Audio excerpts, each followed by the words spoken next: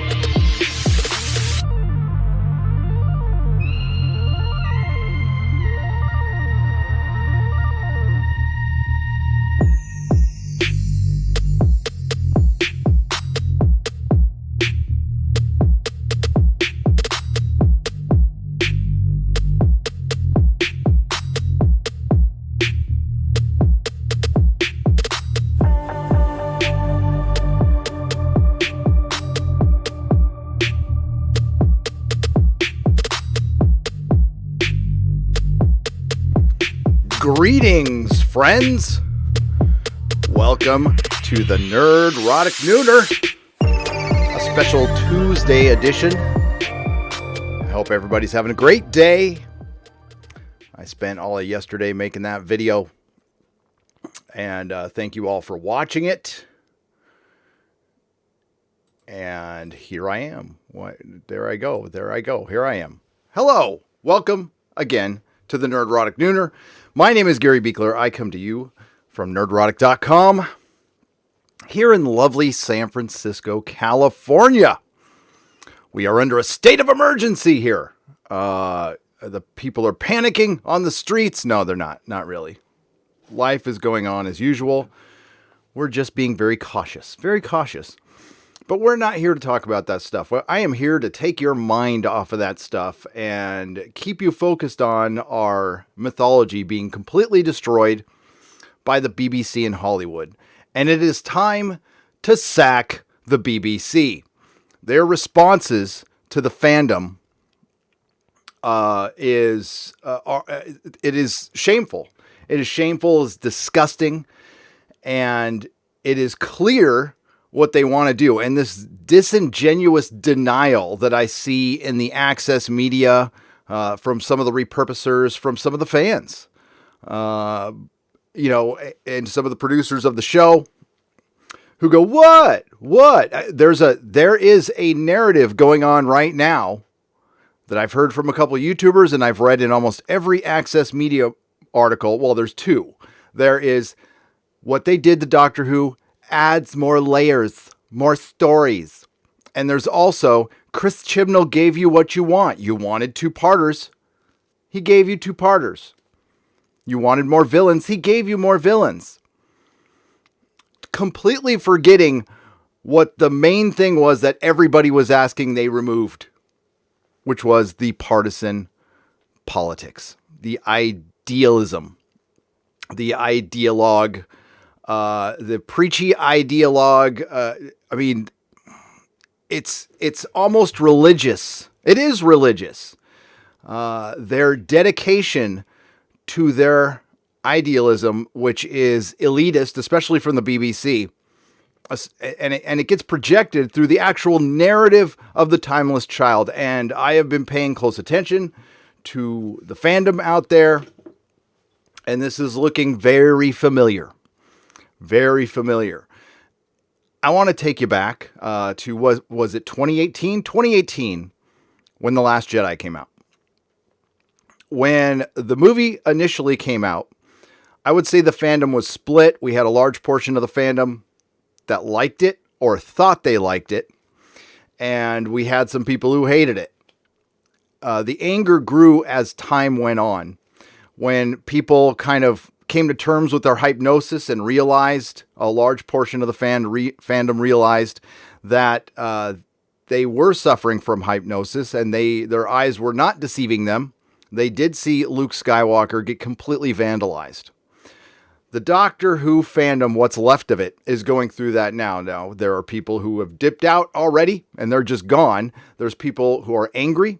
There's people who are sad. The vast majority is sad, and the BBC is laughing at these fans, laughing at them, mocking them. And so is the Access Media.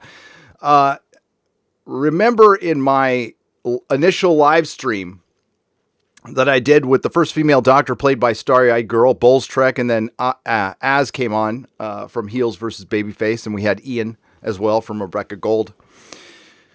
And I said, this is your time, Doctor Who channels and Doctor Who websites, to really come to terms with your hypnosis. And what you will be judged how you react to this show. Now, people will give you time, and if you want to come around, like, listen, Jeremy is a great example. He saw The Last Jedi. He thought he liked it. Then he came to terms with it. If you're one of those sites, I totally get it.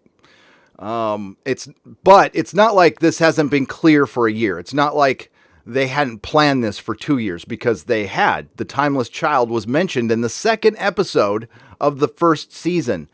According to my insider, this was planned from the beginning. The BBC does not like Doctor Who. It doesn't like past Doctor Who. And the BBC's attitude is, we change it or we get rid of it. So any hopes of it turning around would have to be there would have to be a change in philosophy at the BBC that we've never seen before, or a private production company would have to take over, or there would have to be a major American influence, because I doubt HBO Max is completely stoked that they purchased a show that is very similar to the ending of Game of Thrones. I doubt they want to go through that twice. Now, the Doctor Who fandom used to be very large. Was it as big as Game of Thrones? Probably not.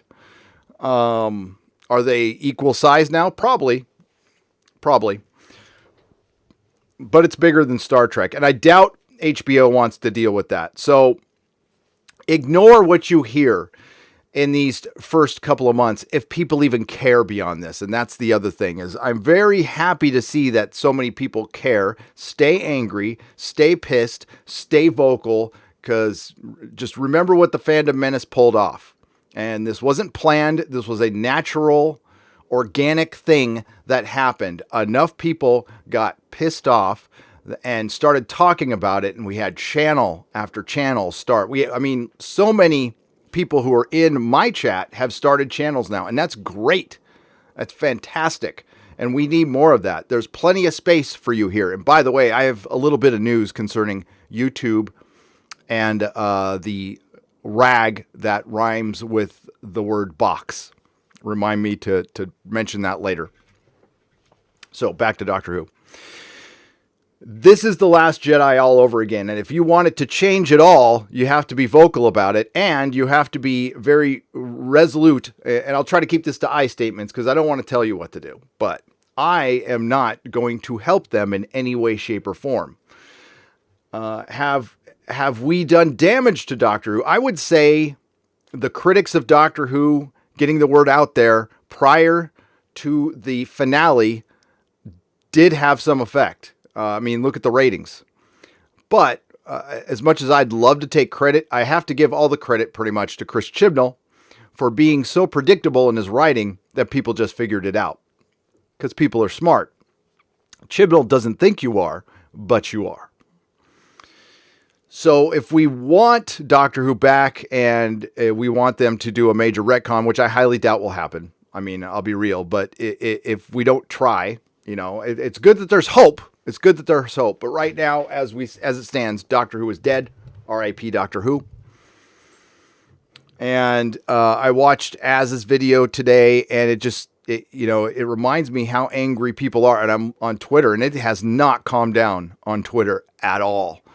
And it's been overwhelming. the praise has completely drowned out the JodieBots and the Dreckies for my channel, and it's great. Thank you. I love it. I love you guys, and nothing changes if we sit on our ass and not say anything. There are people out there, there are fans, channels, access media websites. I talked about the disingenuousness. They're going, what? Things aren't that bad. Yeah, they are. What happened to Doctor Who was worse than what happened to The Last Jedi. And you wouldn't recognize that if you weren't a Doctor Who fan. And I don't even feel it as bad as the people in the UK. And what we Americans don't understand is Doctor Who is woven into your DNA as a culture over there. More than Star Wars is here.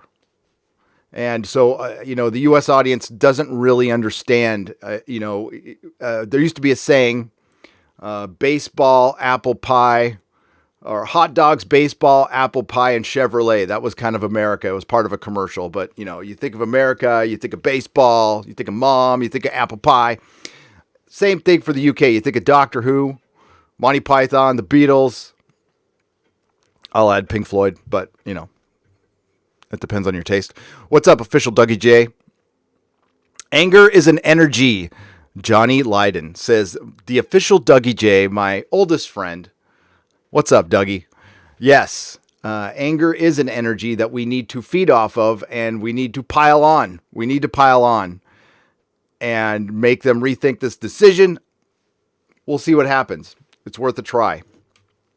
But I was just kind of resolute to let it die and walk away, and I'm not going to watch the show, and I don't want anybody to watch the show. But, there is the danger of just apathy setting in, and then it's dead. And again, what Critical Drinker said is Chris Chibnall proved all of his critics right. That's the part I don't want to be right about. I don't want the show to be dead. But as it stands right now, it is. They can commission it for 10 more goddamn years, and there'll be 10 people watching. And that'll be Chris Chibnall and his relatives. So, man, it's so bad, though. It's so bad. And I keep remembering new things. I watched the episode a lot. I watched it like 5 times. So it's ingrained in my brain now. And how much of the middle finger was indeed put into that narrative of the show. It's stunning. It's stunning. It's breathtaking. The anger that was put in that. They are well aware that they write a show that is mostly hated. Mostly hated. Yeah, I'm very curious to see, we'll never find out, what the actual number of hate watchers were for the show. I was looking at the American ratings, and man, did they fall off a cliff. And the percentages are equal to the UK. It's pretty bad. It's pretty bad. And they may be coming for Star Trek too. Now, we do have a little bit of Star Trek Picard news. I was watching Robert Meyer Burnett's live stream earlier today, and Mark Bernard is going to be a supervising producer on Star Trek Picard Season 2, if there is one. Again, we know they've gotten the green light, but they haven't gotten into production. There's a writer's strike, and then there's the issue of who's going to pay for it, because apparently that's in question. I don't know this for a fact. That's according to insiders. Again, I don't know. Mark Bernard, I think that's his last name. Robert Meyer Burnett seemed happy about it. I can't say I'm super familiar with all his work. But the fact remains, as long as Alex Kurtzman is the EP, as long as he is in charge, that producer will just do what he says. And they're currently deconstructing Picard just like they deconstructed Last Jedi, just like they deconstructed Doctor Who. It's almost like it's a conspiracy. But it's not. It's just like-minded individuals wanting to replace Western canon with something else that won't fit. It is the very definition of a square peg into a round hole. Very definition of it. All right, let's get to you guys a little bit. Welcome again. Sorry this is late. I'm going to try not to step on the High Council tonight. We've got a lot of stuff to cover, though. And yes, so one of the things I wanted to cover was during Robert Meyer Burnett's stream, he was talking about Quibi or Quibble or and I had never heard of it, but apparently it's supposed to be a competitor for YouTube. And it is proof Hollywood is losing. And once these streaming wars are done, it's going to be a wasteland. There's going to be survivors. There's still going to be a lot of money. But the fact that Jeffrey Katzenberger conned a bunch of people into giving him money to create a competitor to YouTube that's only going to, it's a gatekeeper competitor. It's only, basically it's calling YouTube crap. And it says, if you want quality entertainment, well, we're going to have actual actors and producers, and it's going to be 10-minute pieces of entertainment that are 10-minute long, 10-minute episodes of television, 10-minute episodes of Punk'd and stuff like that. And wow, you want to talk about a failure before it even starts. But that's not even the interesting part. And Robert Meyer Burnett just blew past the most interesting part of this. I'm not worried about it at all. For one, it's a pay service, so you can't compete with YouTube because YouTube's free. And they want you to watch commercials and pay for it. And it's going to be Ashton Kutcher rehashing a show from 20 years ago. Not worried about it. You know what? And I was thinking, like, do I want to watch Avengers Endgame again, or would I rather watch The High Council? I'd rather watch The High Council. Do I want to watch Ant-Man again, or would I rather watch a Midnight's Edge live stream? I'd rather watch a Midnight's Edge live stream, to be honest with you. Or a Doomcock live stream. And there's no way they can compete against this. But the biggest news is who is partially funding this venture. Now, this article that Robert was reading out of was an older one out of Verge. And apparently Verge is going to be possibly doing a show on Quibi or Quibble or whatever the hell it's called. Well, Verge is owned by Vox.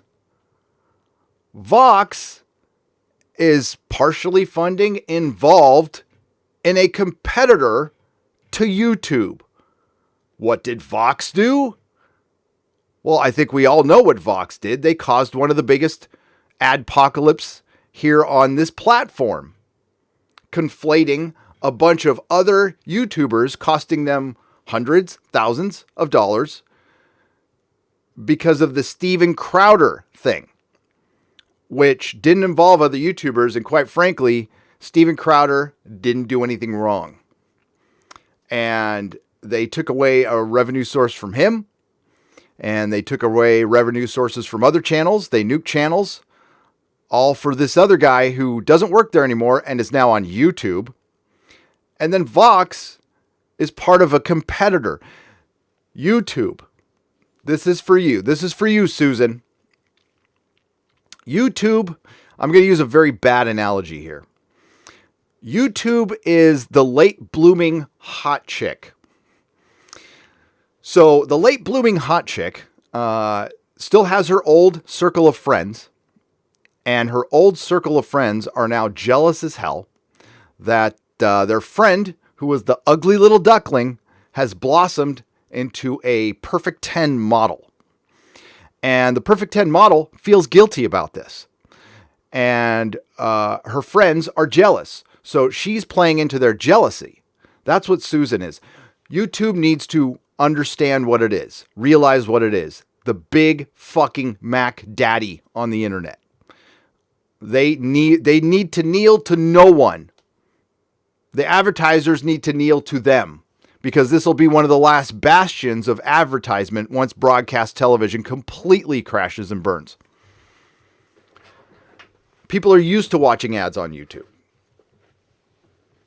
So and Susan buckles under the peer pressure of her friends who are her competitors, who are largely legacy media, who are on their way out the door.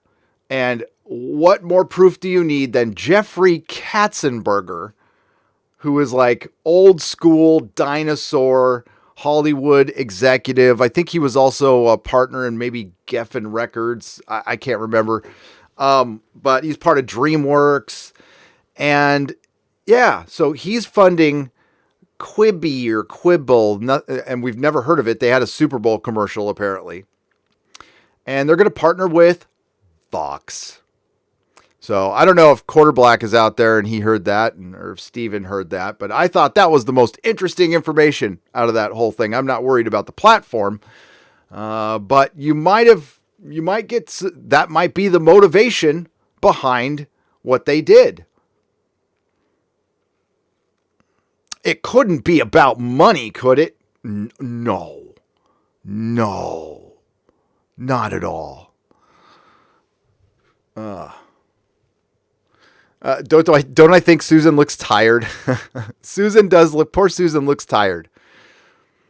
Listen, I have nothing against Susan. The only thing I ever ask is like, give me that set of rules that I know, then I will live by them.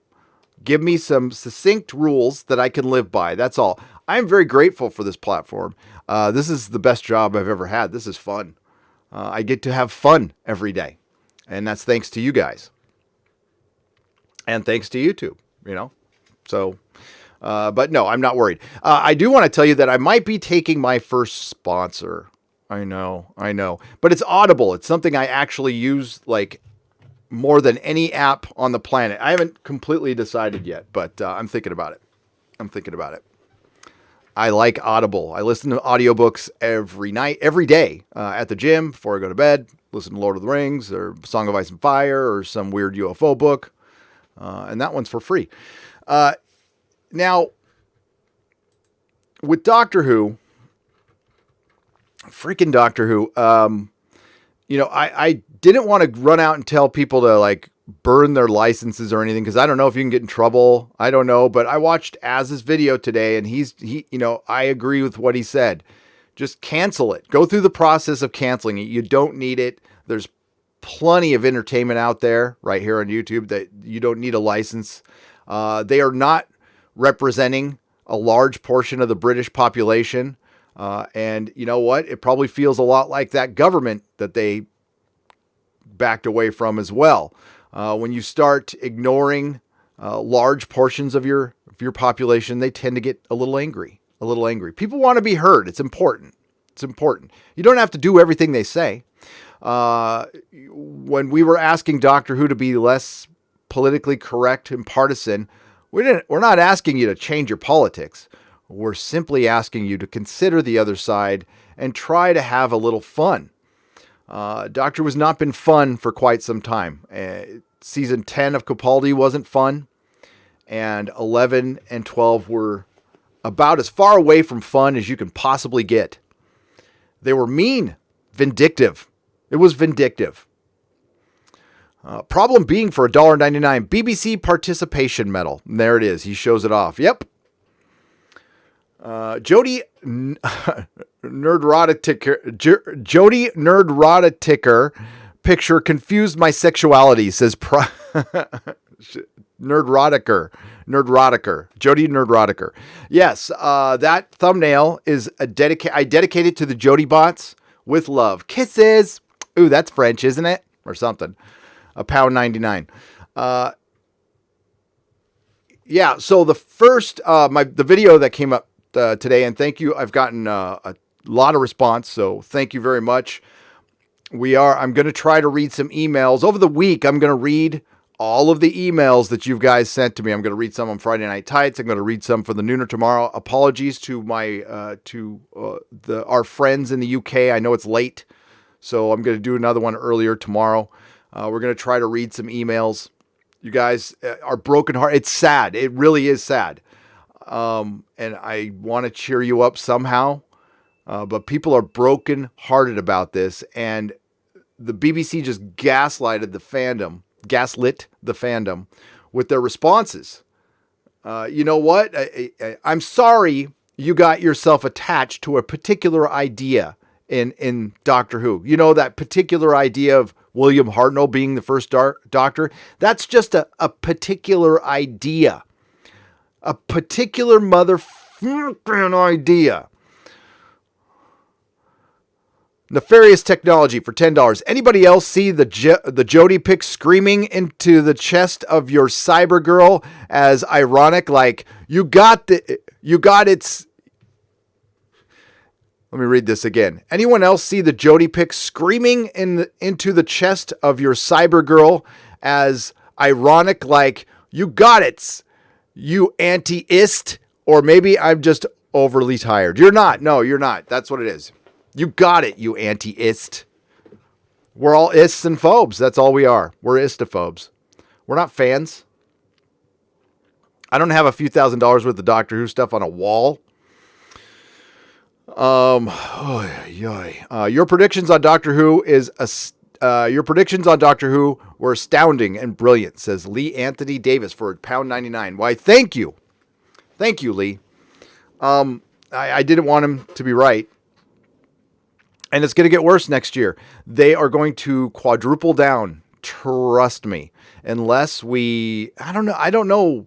The BBC doesn't work like an American company. The Phantom Menace freaked out Disney. Which is, well, Bob Iger's gone. Bob Iger's gone. Still curious about that, aren't you?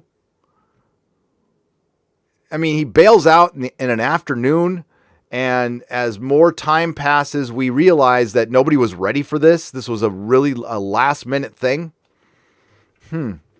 Still don't know on that one. There's obviously something.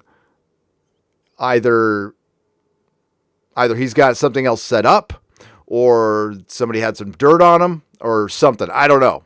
It's pure speculation. Or maybe he was just ready to go in the middle of the afternoon and he looked like he was crying. Dan Coggin for £4.99. Hello, Gary. Keep that stiff upper lip. I've written a Who episode. Doctor Who sat on the loo whilst doing a poo, eating stew out of his shoe. The end. Dan, that is better than any episode that I watched in the last 2 years or 2 seasons. Absolutely. Much better. Much better. Bravo, Dan. £4.99. See, the British, they're just smarter. Or maybe most, I don't know. I mean, I've been kicked out of 3 high schools, so a lot of people are smarter than me. It's fine. I'm used to it. I'm like the wind blown. I just kind of breeze through life. Wherever the wind blows me, I go. Quoting John Hurt himself, no more. No more. Sergeant Shelby for £2. Look, like, people are still pissed. It has been 10 days. It's been 10 days since Doctor Who passed. Doctor Who had been, the Doctor has passed. The Doctor died on March 1st, 2020, after battling a 4-year battle of a viral strain of, what did I call it again? It's a viral strain. I got to look at Idealists. Let me get to I just got completely distracted. Isn't that great? Right in the middle of a live stream. I can't even remember. Idealitis. That's right. Doctor Who passed away on March 1st, 2020 after a 4-year battle with a smug strain of viral idealitis. He will be missed. Yeah, it's just, never look at Twitter on a live stream. It's just the most distracting thing in the world. I just saw something. I guess a JodieBot got through. Never mind. Dr. Coffin Nails for $5. To be fair, I talked to somebody today who likes new Doctor Who. He's one of my clients, and he suffers from schizoaffective disorder. So consider the source. Schizoaffective disorder. I don't even know what that is, Dr. Coffin Nails. I've heard from a lot of people who like it. Maybe that's a disorder of supporting a belief system, because that's the only way you could like this. It's not entertaining. It's not good. Objectively, it's horrible writing. Boris is coming for the BBC, but thank you, Dr. Coffin Nails, for the $5. Project I don't know my Roman numerals, so I'm going to say 17 for £5. Boris is coming for the BBC. We will get justice for what they do to our beloved Doctor Who. The justice will be it dying, and I think the BBC is okay with that. I think we're going to change it. We're going to make it our thing, or it's dead. We're good either way. They need to save a lot of money. I know that. I was watching a Sargon video where they had to cut 18 million pounds and they sacked a bunch of news people. Really sad how much the BBC gutted the hardcore OG fans, says Nettle Nerds for $2. What's up? What's up, gents? Yes, they kicked you in the balls repeatedly. Kicked us in the balls repeatedly. And they're not sorry about it at all. This is the response they wanted. It sucks to hear this, but they wanted this because they knew they had nothing else. We're like, well, we can't tell a good story because we're a bunch of hacks.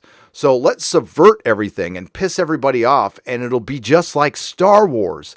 And frankly, Star Wars benefited for a little while from The Last Jedi Backlash because they were able to control the narrative for a little while with the Access Media. So they had their little partners circling the wagons, and they were able to work that to their advantage. But then they realized their mistake. They kept on stoking the fires of fandom, and they didn't realize that fandom is rather large, and a lot of us have been around for a long, long time. And the ones who had been around for a long, long time were kind of quiet at first. And then we all started getting involved because we've kind of seen this stuff before. I bring this up a lot, but it's worth... Robert Meyer Burnett brought it up in his live stream too, and I'm glad he did. Using comics as an analogy for entertainment, because everything that's going on in entertainment has happened in comics. And actually in the music industry as well. So we've seen examples of this before, and that's why so many of us fans can come out and say, yeah, this thing's dead, and be pretty confident about it. Because, well, I mean... Metallica is Metallica as popular as they were in 1991? Of course not. But they were at the peak of their entertainment. They were at the zenith entertainment of their popularity. The zenith of their popularity. Now, there's the law of diminishing returns. That would hit them anyway. But they cut themselves short a little too soon by a couple of things. Not getting out content soon enough and making it, well, for one, ironically, making an album called Load. That was a load. But coming out after Napster. That pissed off a lot of fans and they never recover. I mean, you bring up Metallica, they'll be like, F them, Napster. I mean, it was 20 years ago and people, that's what they're going to remember Metallica for. That becomes your legacy. Dan and Dave. Are Dan and Dave going to be remembered at Game of Thrones for the first 4 seasons that were really well adapted? Great seasons of television. No, of course not. They're going to be remembered for 3 episodes in season 8. Is Chris Chibnall going to be remembered for Broadchurch or his work on Torchwood? Hell no. He's going to be remembered for killing a franchise. I mean, Alex Kurtzman, you can kind of pick your poison. He hasn't done anything good, but you can weigh his bad deeds against each other. It's like, what's a bigger F up? The Mummy? Killing Spider-Man? And killing Spider-Man's pretty big. But how many people can say that they've killed 2 major franchises? Now, of course, you can't kill Spider-Man, but like failing with Spider-Man's a big deal. But I think it's bigger to kill Star Trek. And while we're in the middle of the streaming wars, and the people in the UK might not understand because you have ITV, right? You have ITV and you have Netflix and all that stuff. But here in the US, everything, the whole future of entertainment is put in the basket of streaming. And that's the future. And if you don't survive in the streaming wars, you're dead. You're going to have to partner up with one of your competitors, sell off. You're going to start seeing that in the next couple of years. I can make an argument that the streaming wars might already be over. Everybody predicted Netflix's death. Netflix had such a head start on everybody. They will be fine. Netflix and Amazon are going to be fine. It's going to be who's left. Now we're finding out through the Bob Iger thing that buying Fox was probably not the best idea in the world. Fox was about to implode. So Rupert Murdoch got one over on Disney and sold them a bag of goods, basically. Disney had that shit can, a bunch of Fox films. Also, Disney can't make rated R content right now, which is going to be a big problem for them in the future. But yeah, it's a big problem. They just bought Star Wars. They just bought Marvel. And they didn't pay out of pocket for these things. And while Marvel's been great, Star Wars has not. And they were relying probably on a lot more Star Wars money. And they went and bought Fox, which might be one of the biggest mistakes they've ever made. And good, because I don't think it should have happened. I'm really happy the X-Men are going to be completely subverted at the MCU. The X-Men that you are going to see in the MCU are not going to, believe me, you'll be wanting the Fox X-Men back by the time the MCU is done with it. People, just watch. I mean, people, there'll be deniers out there, but, when they cast, a Robert Pattinson-like actor for Wolverine, you'll know what I mean. I mean, I think the Eternals is a good sign of it. So the subversion of everything is on, and the only way we're going to stop it is by just not buying it anymore. It's the only way things change. It works in comics, but it's a much smaller level.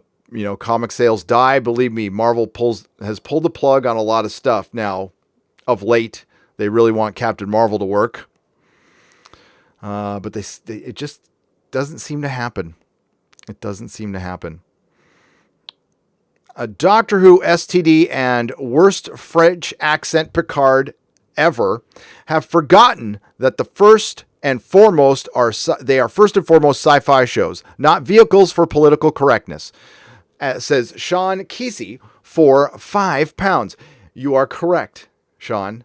Absolutely correct. And the attitude they take towards taking on these sci-fi franchises. The bankers, and I've been saying this a long time, they don't understand when genre, sci-fi, fantasy, comic books, when we were the niche little thing, the bankers didn't give a shit about us. And that was a good thing. But now they're coming in, and just look at everything that has gotten popular that the bankers and investors have gotten involved with, and they deplete it. Baseball cards, comic books, the music industry. That stuff is still around, but it's used up. It gets used up and burnt out. You can't just make a sci-fi show. That's just, you can't go out and go, I'm going to make a sci-fi show. You can try working with something in that premise, but you need to have the premise, you need to have the story first. You can't go, I'm going to make sci-fi show, or I'm going to make Star Trek, and that's automatically sci-fi, and we'll just get some soap opera writers, and it should work because we got spaceships in space. That's all there is to sci-fi, right? It's just spaceship and space, and then we'll use some, we'll bring in some modern politics because that's what Star Trek does. They're modern allegories, and we'll just, we'll do, let's see, what do we want to do? Brexit and Orange Man. Yeah, that's, let's do that. And we'll throw some laser beams in there, and the Star Trek nerds, those nerds will just eat it all up. And, we'll be able to continue riding around in our yachts, snorting coke off the butt crack of our favorite hooker. But it doesn't work like that. It just doesn't work like that. And, we don't want to put the ladies and gentlemen of the night out of work. Okay. We don't. I'd be okay with the coke dealer being put out of work, but that's an honest living. But we want them to make good stories, and then you can go back to your yachts and whatever you're doing. I don't care. I don't judge, man.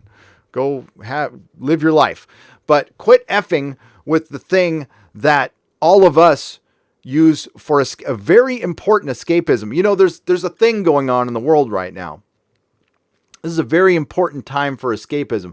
When Hollywood and the BBC were atomic vinyl reviews That's why I put that big long piece in my video. His whole review is just all passion, and I love it. But his take was perfect. Chris Chibnall, Alex Kurtzman, Jar Jar Abrams, Rian Johnson, after they saw the backlash, they could have extended the olive branch. Again, nobody's asking them to change their politics, but they could have tried to win over the fans who were dissenting at the time. But instead, they want to be reactionary. They want to double down, and they want to make it worse. When, somebody confident in their abilities would just go, shit, I'll just charm the shit out of these people. That's a talented person. That's a talented, confident person. Instead of pushing people away, win them over with your charm. Don't be so goddamn vindictive in all of your storytelling. And you'll find that we fans, we're fickle, we are, but when we love something, we love something. We love it to death. That's why things last for decades. Nothing Chris Chibnall or Alex Kurtzman can make will last because they approach Doctor Who and Star Trek like they're widgets, just like Jar Jar did, just like Rian Johnson did. And, credit to Rian Johnson. He came out and admitted he doesn't give a shit about Star Wars canon. Well, duh. We could figure that out, dude. There's people who have Rian Johnson's politics that don't feel the need to inject it in their stories. I guarantee you, Peter Jackson is probably left-wing. Just a guess. But go watch, I mentioned this before, but watch the special features on the Lord of the Rings discs. And it's filmmaking 101. They didn't want to inject any of their politics. They filmed everything at the same time. It was consistent. They were limited on budget, and they loved what they were doing. It was a very simple formula that Hollywood has a hard time repeating. That also happened on The Matrix. They were limited on budget, but they were like a really close unit, and they all worked together, and you could tell that everybody was into the project, and they got a great movie came out of it. GS Power 345 for $1.99. I don't know how Chibs and Jodie can sleep at night. They sleep in a cloud of their smugness, their smelly little smugness. I watched a few Jodie Whittaker interviews, and I don't want to speak for all Americans, but maybe it's just the British accent makes you sound a little more intelligent. But Jodie is about as empty-headed as every other actor. Brad Pitt, I don't want to pick on the women. I mean, Brad Pitt is got the brain of a Zeppelin. It's just gaseous in there. But I like Brad Pitt. I do. He's not a keen intellect, and that's okay. He's a very good actor. Better than, he can pretend way better than I can. Okay. And I'm not saying I am a genius either, but I'm not going to want to have physics broken down to me by Brad Pitt or Jodie Whittaker or anything. I don't want them to explain to me any laws, a ballot, nothing. Just pretend. Don't work on my car. Nothing. CM Shazam for $2.99 says fist bump with a little blue chicken. What's up right there? Fist bump, man. But yeah, after watching the interview, she just, for one, all of her interviews, that's what I mentioned it in the video because she was just delivering a line. She said the same thing in every interview, almost word for word. Good storytelling is told through relatability and representation. No, it's just relatability. Everything else comes after relatability. That relatability comes from the human condition. Again, I bring up the analogy. I don't relate to a Southern California cheerleader in any way, shape, or form, but it just so happens to be one of my favorite TV shows, Buffy the Vampire Slayer. I am not a vampire, nor do I know any, but I like Angel. I thought it was a really good show. It's more of a superhero show than a vampire show, but nonetheless, I like Angel. I think it had the best last season of television in the history of television, and one of the best endings in the history of television. Nor do I know what it's like to be a Jedi, or climb on walls, or wear tights, and solve crimes and fight bad guys and fight injustice. I don't relate to any of that, other than I can root for a heroic figure, no matter what that figure looks like. And I don't care. Honestly, don't care what they sleep with or what color their skin is. But we all know that. That's a narrative. I mean, the fact that they're still trying to push the narrative of the ist and the phobe it's laughable at this point. And it just shows that their argument's been done for a long time. We've been right for a long time. They're just fighting it. I don't know why. We just want to give them money. It's like, you don't want money? Okay. All right. Well, can you give it to somebody else then? And then it comes down to the most important thing. This isn't about, it is political agenda, but it's related to ego and insecurity. That's the fact. There's no vast conspiracy in Hollywood. In the BBC, I don't know. I think there might be a little bit of a conspiracy. But in Hollywood, it's all about ego. It's all ego-driven and wanting to be right. And the need to be right actually matters more than pay to an actor, because it's about image. Woke Hollywood is also starting to interfere with anime now, too. God damn it. I thought that would stay free. Script changes to the English releases and censoring. Nicholas Horton for £5. I've heard some of that through my friends That Umbrella Guy and Yellow Flash. They cover the anime, and just from listening to them, I know nothing about it. I used to sell manga, but I didn't read any of it.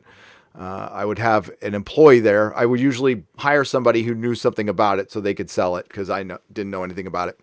But yeah, I've heard stuff on their videos. They've been covering it pretty well, and it has to do with the voice actors, those really well-adjusted voice actors who got jealous of another voice actor and decided to cancel this person because he's a touchy-feely Italian person. Listen, I mean, I don't hug everybody, but I'm the kind of guy who like pats you on the back, go, "What's up, buddy?" I mean, I just do it.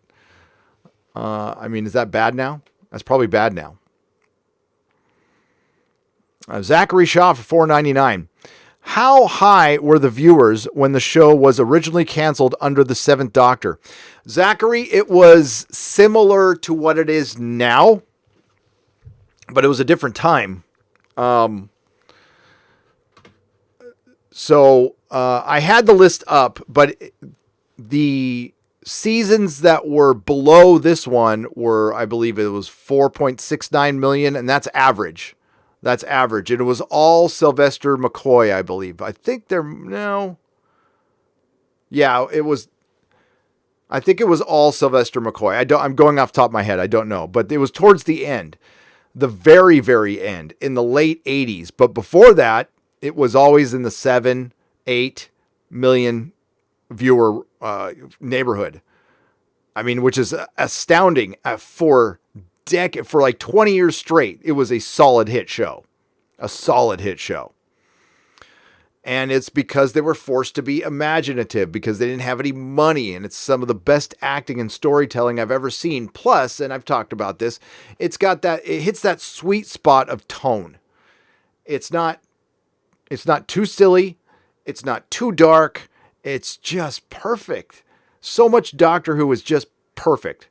You can always, it was the best thing to play in my store. I stopped playing, like I used to constantly play Justice League Unlimited, Batman the Animated Series, Spider-Man the Animated Series, or superhero movies. And for the last 4 years I was in business, I played nothing but Doctor Who, unless I did a screening for like Game of Thrones or Agents of S.H.I.E.L.D. or something like that. I remember I screened Game of Thrones season 3 premiere at my store. No, season 3, right? Yeah, that's when Ghost saved Sam from the White.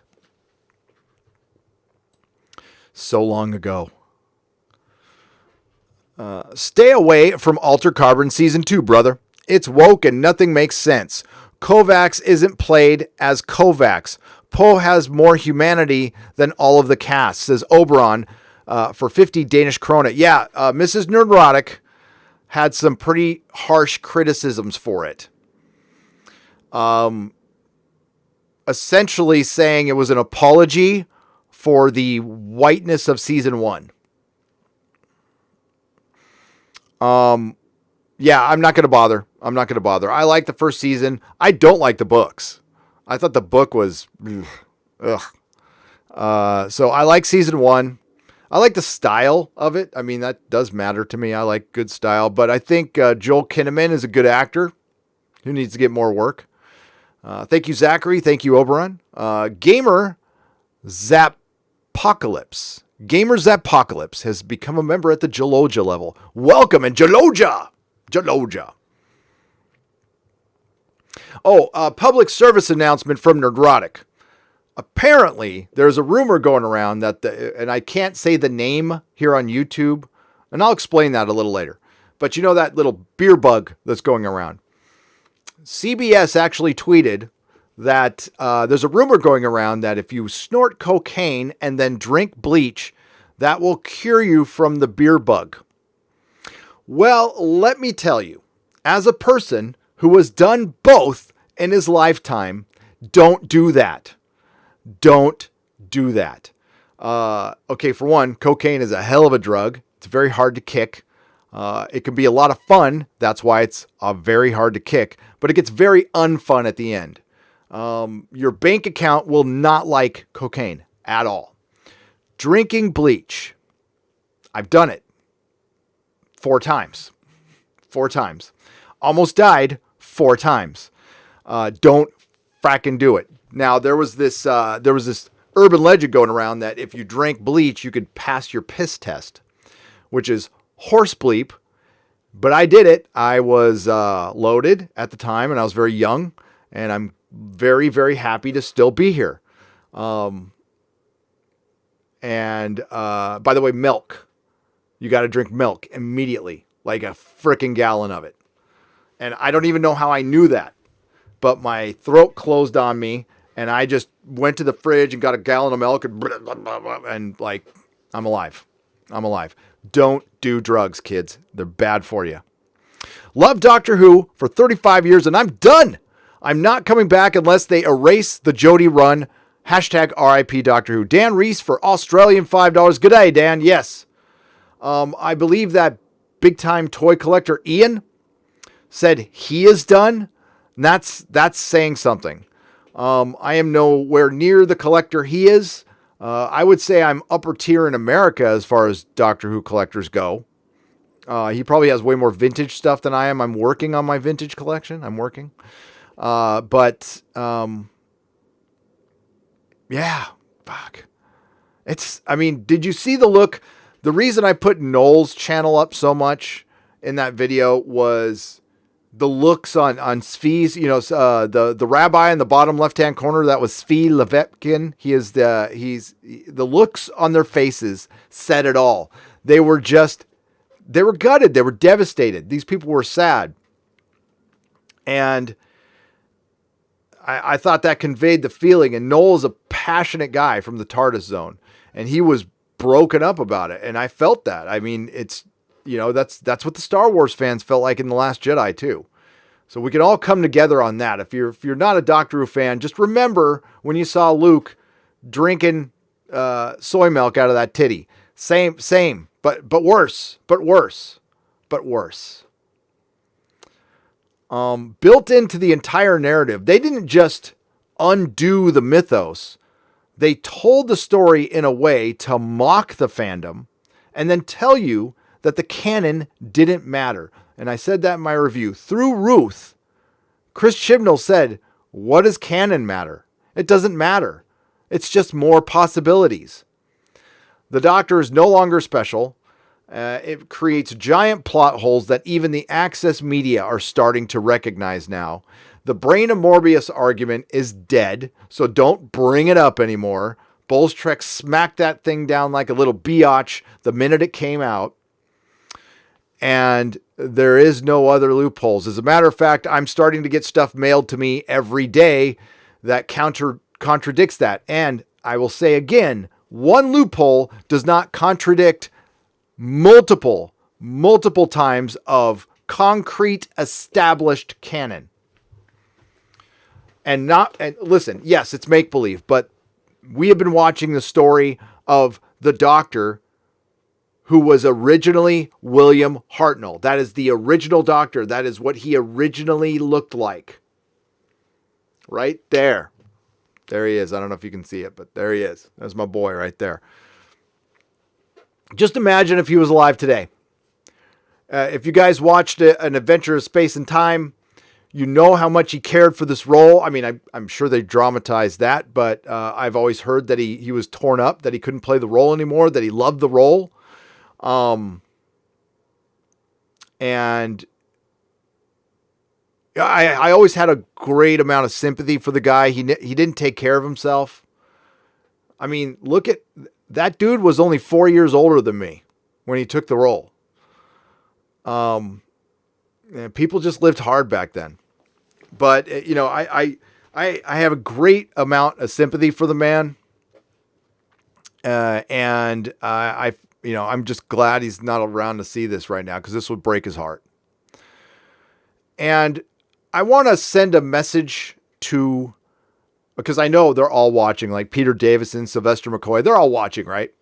David Tennant, Matt Smith, Peter Capaldi. I don't have to worry about Peter Capaldi. I know Peter Capaldi hates this decision. He'll say it publicly. I know Peter Capaldi hates this decision. And David Tennant is friends with Jodie Whittaker, but he's also the son-in-law of Peter Davidson. He's going to come out. He's probably going to help Jodie. I would recommend that you don't. Any doctor out there, if you're worried about your legacy, if you're worried about your paycheck, you're at a crossroads right now, and it's a tough decision.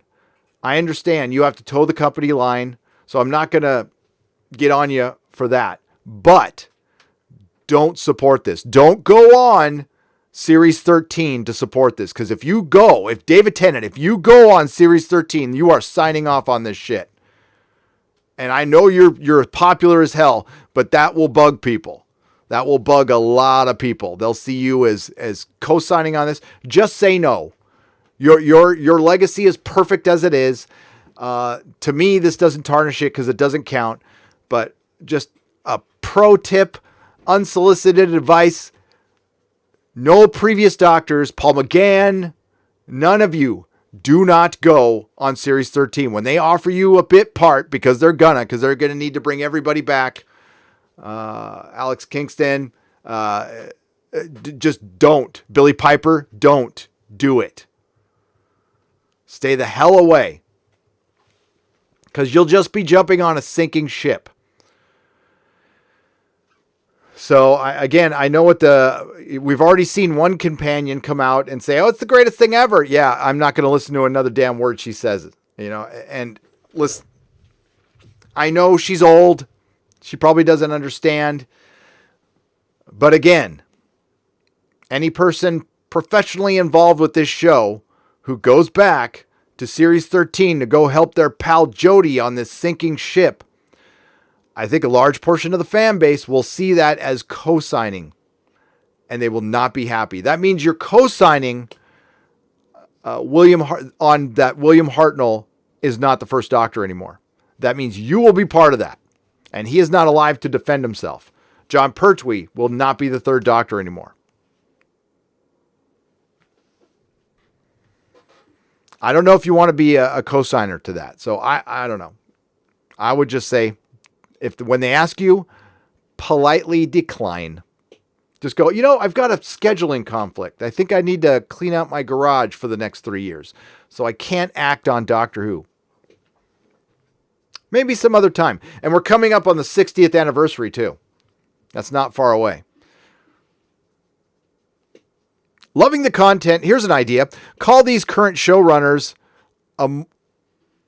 amortizers. Amortization is amortizers. Amortization is the accounting term for writing down an intangible. Okay, writing down an intangible asset. It fits these people ruining the value of their properties. Man, you're breaking out the accounting talk. And my dad was an accountant. He was a CPA. It says none ya biz for $20. Amortizing. So they're amortizers. And they're writing down the intangibility of an asset. They are. How does HBO Max feel? They probably paid a lot of money. Not as much as you think, by the way, because remember, Netflix let Doctor Who go. Amazon let Doctor Who go. It was available for HBO Max. They didn't outbid Amazon. That wasn't the case. So, that being considered, it is devalued as an IP. As a matter of fact, it has no value. I'll have to keep an eye on the collectibles market. It hasn't really been too damaged. Tenet era stuff is still somewhat pricey, and Big Finish 1/6 scale figures are pretty pricey. Good luck finding a fourth Doctor. I need a fourth Doctor hat. I have a custom hat, but I need a fourth Doctor hat. You don't even see those things on eBay, and when you do, they're $3,000. It's like, ooh, no. I got lucky and found a first Doctor for cheap. I think somebody listed it by mistake at such a low price, and I got it. Dan Reese for Australian $2. And the same goes for Star Trek. I'm done. Hashtag stay angry. Yes. Don't forget this. See, the thing is, people misunderstand the stay angry. They automatically assume that you're just angry all the time. No, you're angry at this thing. I'm a happy dude. I'm a happy dude except when it comes to Doctor Who and Star Trek. And I'm happy to come on and talk about it and commiserate with my friends. Van for $10. Never watched the show, just clips of 10 and 11 fighting larger-than-life monsters, staying compassionate, witty, and mysterious. Always believed the Doctor was half human, but this is ruined. R.I.P. You know, they actually did address that a little bit in, was it Hellbent? Yes, it was Hellbent. And they addressed it perfectly. They made it a is he half human or not? He didn't answer the question definitively. And that's the best way to approach Doctor Who. I mean, this origin is ridiculous. It's so ridiculously bad. It's hard to take seriously. It really is. What Critical Drinker said was perfect. He's all, professional writers came up with this. YouTube admitted Crowder didn't do anything wrong, says Cody Duffin for $2. He didn't do anything wrong because the videos they got on his ass about were on YouTube forever. And I have heard much, much worse in other places. And I have heard the person he is talking to say worse. And now he's on YouTube, and I bet he's monetized. Yeah, it's effed up what happened to Crowder. It is. And that's why and listen, he got a lot of Mug Club members, and he has people supporting him who don't even support his politics. And that's people rallying around free speech and free expression. We don't always have to agree on everything, but stop demonizing everybody, for Christ's sake. You know, when I occasionally use the term NPC or SJW, I mean a very small group of people. Okay, I do not mean my friends on the left, whom I have a lot of. Some of them are kind of mad at me right now. And the guy who bought my store doesn't like me anymore. Somehow I live on, though. Jack Ashcraft for $5. After 37 years, I'm completely done with Doctor Who. Even sold my collection. Ouch! I don't know if I can do that. Also, I'm looking forward to having you on Expedition Truth Radio on March 26th. Jack, March 26th. I could probably do that. What date is that?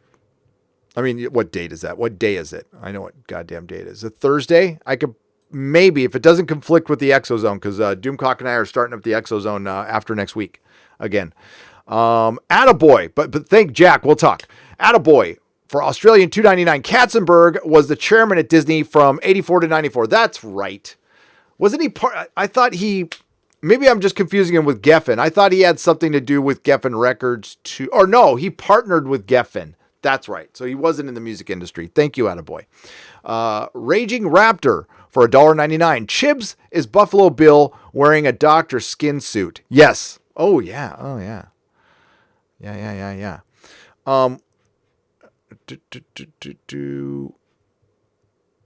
I was going to show you guys something, and I completely forgot now.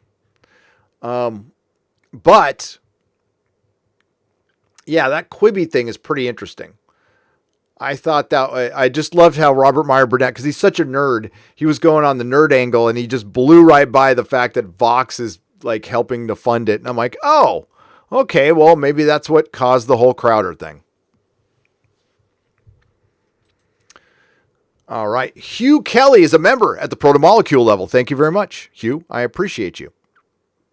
Project Gary, just you talking about it is helping us through the pain over here. Thank you, says Project. Listen, I got to get the Roman numerals right. So if it's X, so it's XV11, so that's 17, right? Project 17. I was right. Okay. So Project 17 for £5 says, Gary, just you talking about us is helping us through the pain over here. Thank you. Anything I can do to help, I'm sorry you guys are going through it. I really am. I love my Brits. And I don't want you going through anything. Due to the beer bug, I've had to cancel my trip. So I'm going in October now. I will be going to the UK in October. Everything's getting pushed to October. Coachella got pushed to October. And that is weird. The viewer count's jumping by 100. That's so strange. Weird. Yeah, I don't know if there's connection issues or not. But otherwise, I was going to see Danny Elfman at Coachella, which was essentially going to be an Oingo Boingo reunion, which I thought I would never see. But that's all pushed off now. So everybody stay healthy. Bob leaving is the fun with Dick and Jane effect. Bob Iger. Oh, yes. The fun with Dick and Jane effect. Oh, maybe. Maybe, Nettle Nerds.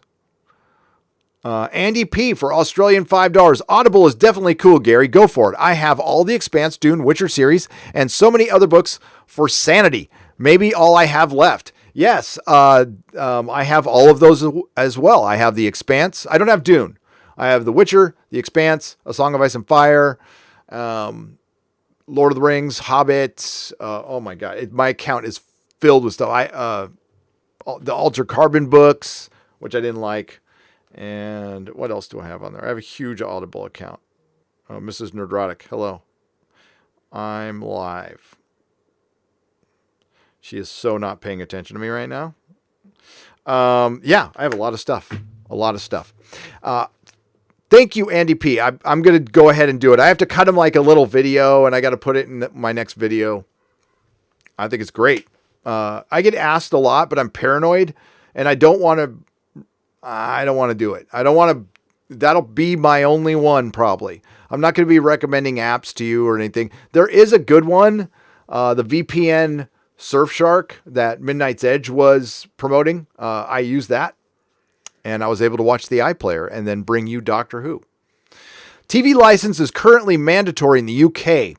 Thought is Bojo, Boris Johnson PM, is pushing to make it optional. Imagine the impact on BBC if that happens. Many thanks for the excellent channel. Thank you, Son of Henry, for the New Zealand $10 from Middle Earth. Yes, Son of Henry, they will not be able to compete in the streaming wars at all. In any way, shape, or form. They're done if they have to compete. I would imagine, off the top of my head, you would have a couple of million subs, and that's just in the UK. Now, maybe they open it up to the world, and you get some more. And the only thing you're subbing for is live news. How many of you watch the live news on the BBC? Do you still watch that stuff? I don't watch live news at all anymore. And I tell you what, I sleep better at night. I do. If I need to know something, I'll find out. Honestly, you can find out on YouTube. I mean, this might sound pretty sad, but I get my news almost exclusively through like Tim Pool. So, and sometimes it's a little hyperbolic, and he likes to use that term. But if it's bad, I mean, I pay attention, but I don't watch any live news. I don't watch MSNBC, Fox, CNN, none of that crap. And I used to watch it all the time, and I used to be just like kind of tense, and it's gone now. And I'm so happy about that. Mick Staples for $4.90, and you're welcome, son of Henry. Thank you, Mick Staples for $4.99. If we were to see a major retcon of the Timeless Child and maybe even Jodie, what would be the ideal episode look like? What would the ideal episode look like to resurrect Doctor Who? Whew. The ideal episode would be the exact opposite of what we're seeing. I would get Jamie Matheson. I would retcon it. Listen, you want to get fans back. If the BBC was serious about getting fans back, I think it's kind of on the nose to talk about bringing back David Tennant or even Matt Smith. I am a huge proponent of giving Paul McGann a season of Doctor Who. He deserves it. The guy's been a team player. He's did some great work on Big Finish. He looks great. He sounds great. His Doctor, just in oh my God, the Night of the Doctor was great. I would give him a season, and I would use that season to retcon it. And Sisterhood of Karn, whatever. There's a million things you can use. The Master Lies, I would use that initially.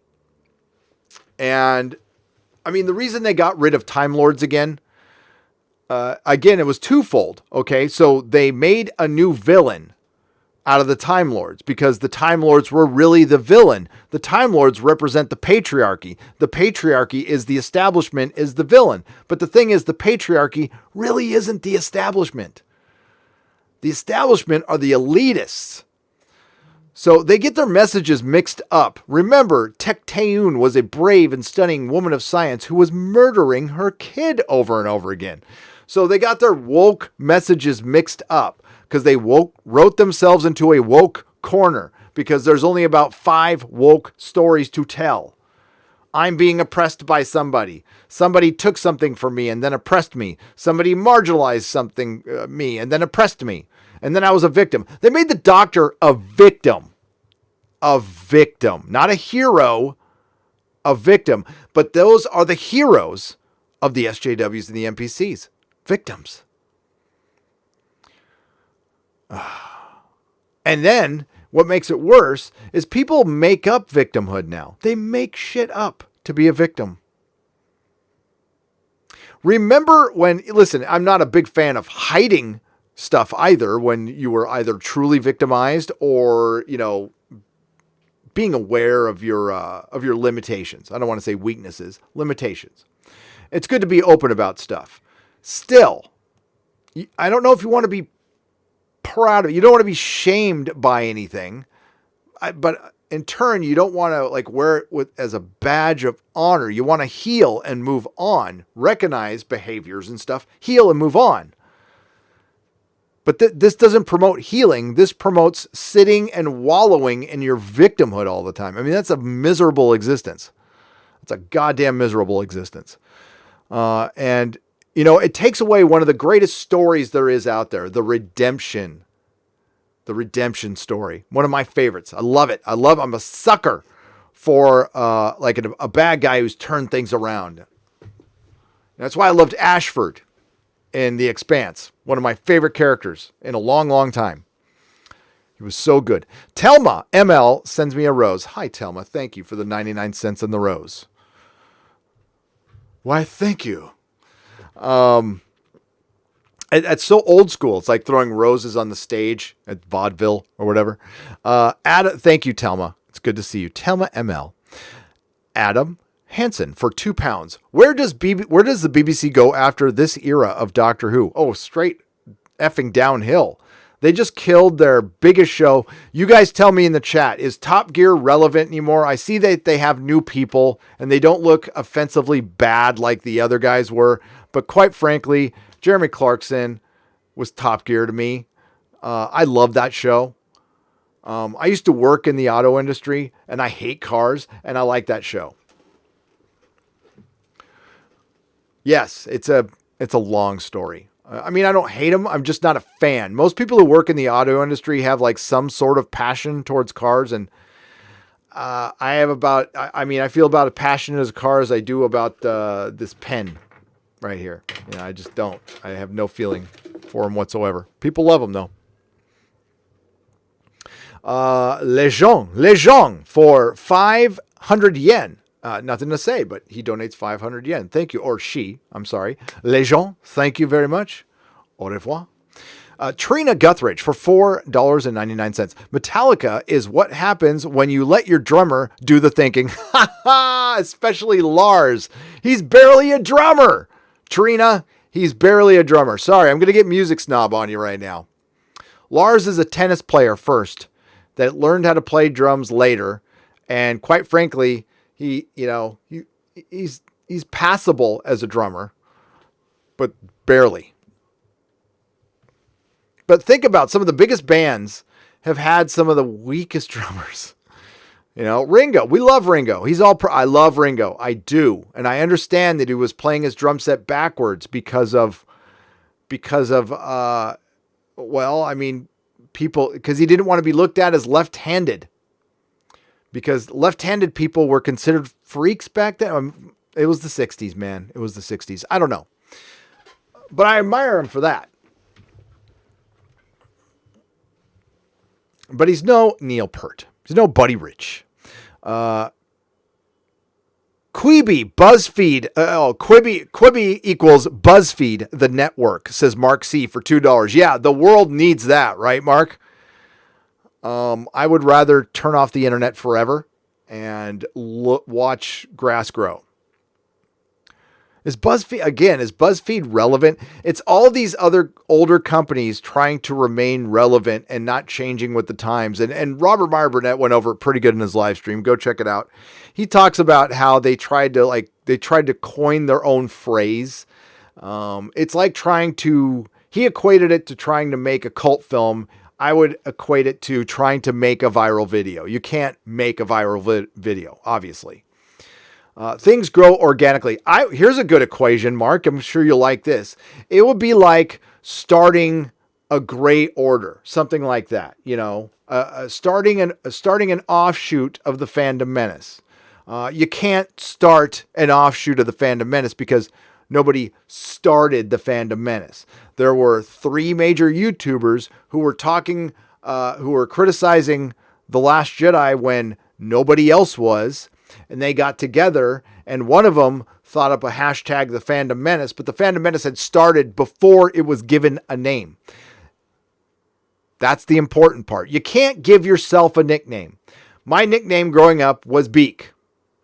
I'd want to have something like cooler than Beak, but my nickname was Beak because my last name is Beekler.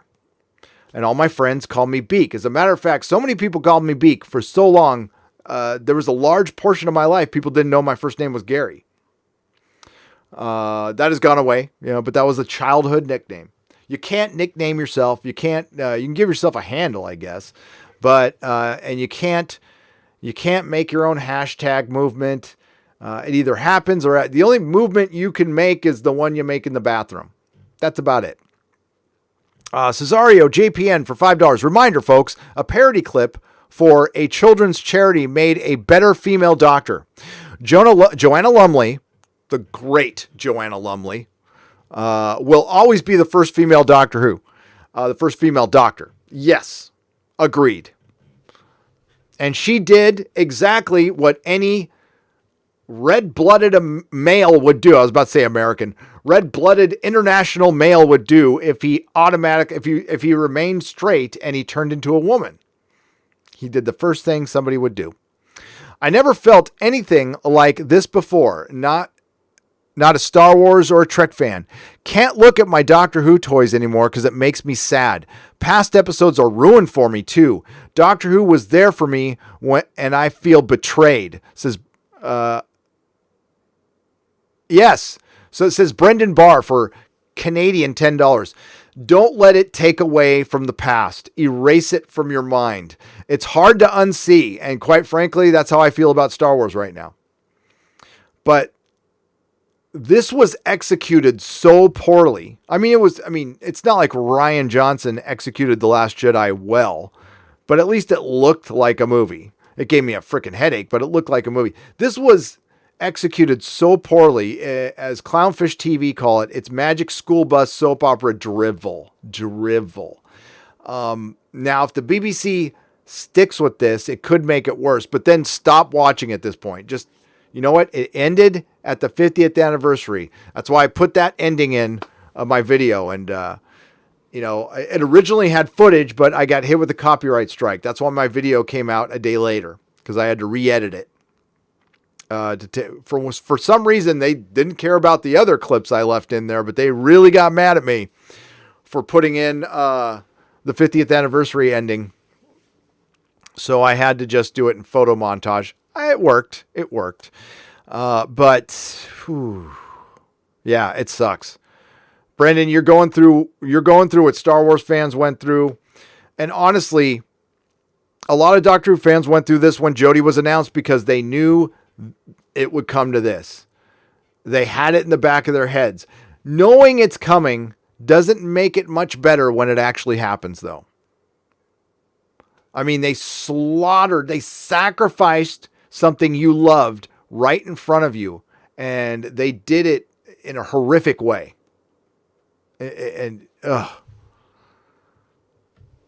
Draco Argentinius for $10. Doctor Who passed away due to a highly virulent progressivism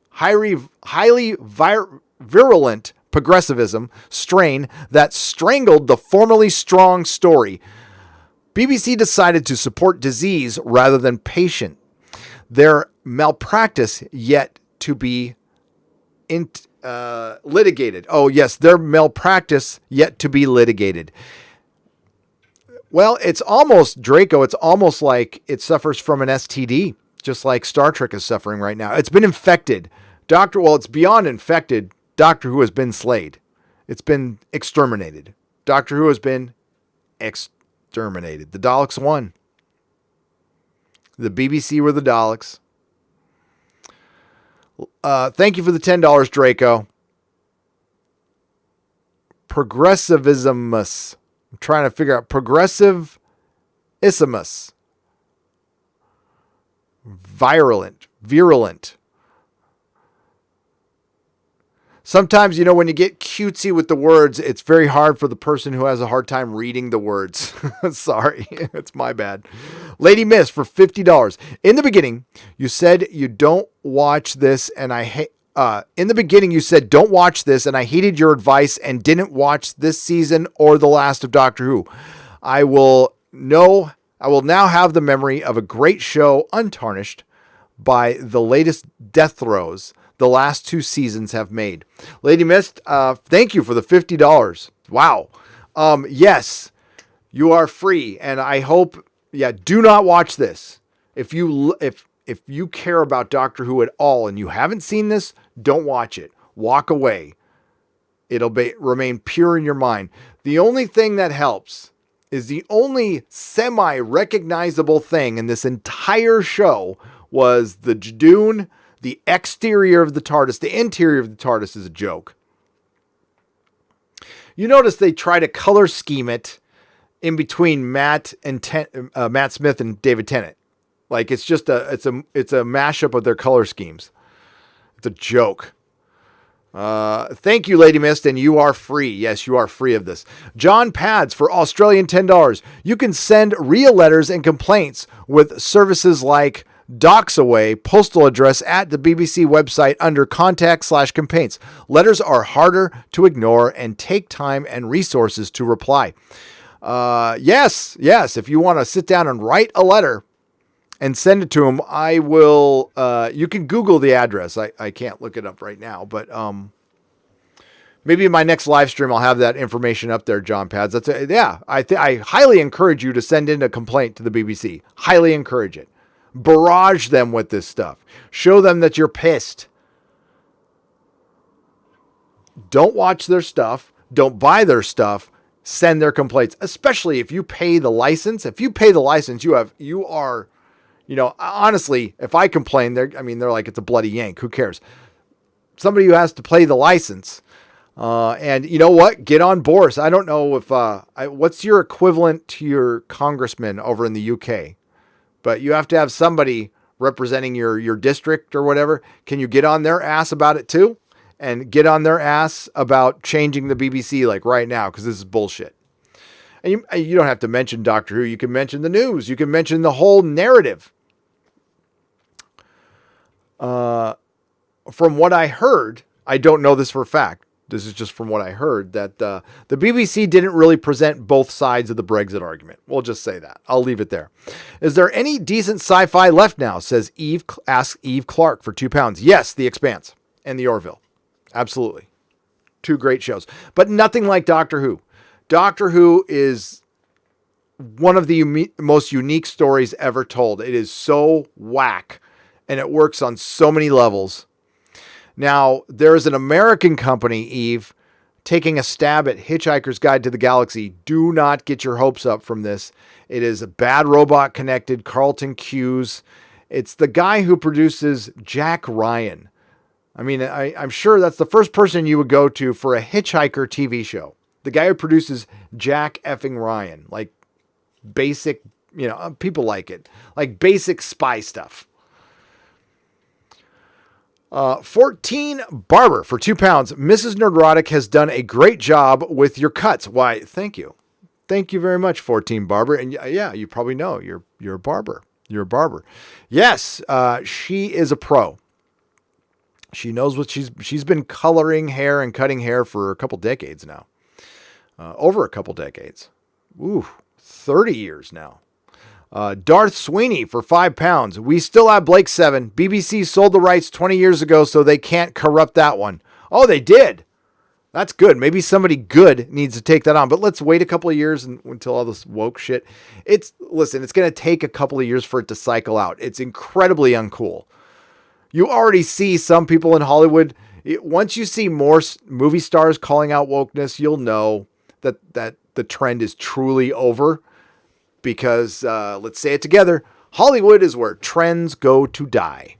Elizabeth Aiken for $1.99. Doctor Who, Star Wars, Star Trek were the saviors of my childhood. Yes, all three got me through very difficult times in my life. And they still do. It is going to be rough seeing doctors numbered, hearing the past being referred to, and, we always had that mystery in the back of our head that we knew wouldn't get answered. And we didn't want an answer. I was thinking when Doctor Who hits 100, each time it hits an anniversary, it gives us a little clue. Let's ask ourselves this. They just had the 50th anniversary in 2012. If there was any time to set up a Doctor origin, that was it. They were hinting to it strongly. As a matter of fact, I was very disappointed with the whole name thing. I mean, it turned out okay, but I don't know. Moffat was good at setting stuff up and really, really bad at delivering. Russell T Davies could deliver. But if there was any opportune time to give the Doctor an origin, it was during the 50th anniversary. So let's think about this practically. What kind of sense does it make to give the Doctor an origin in its 13th season? In its 13th fucking season. And the worst part about it is nobody fucking watched it. It should have been the most hyped fucking... You saved this for an anniversary. So, is there a chance that they'll undo some of this? Yes. Is there a chance that they'll undo that the Doctor was originally a little black girl? Which is I'm sorry. That is so freaking on the nose. It's funny. It's funny. And the funniest part is the first Doctor didn't utter a line of dialogue. Not a single line of dialogue. So, but the question I'll ask you guys is, okay, say they undo everything next season.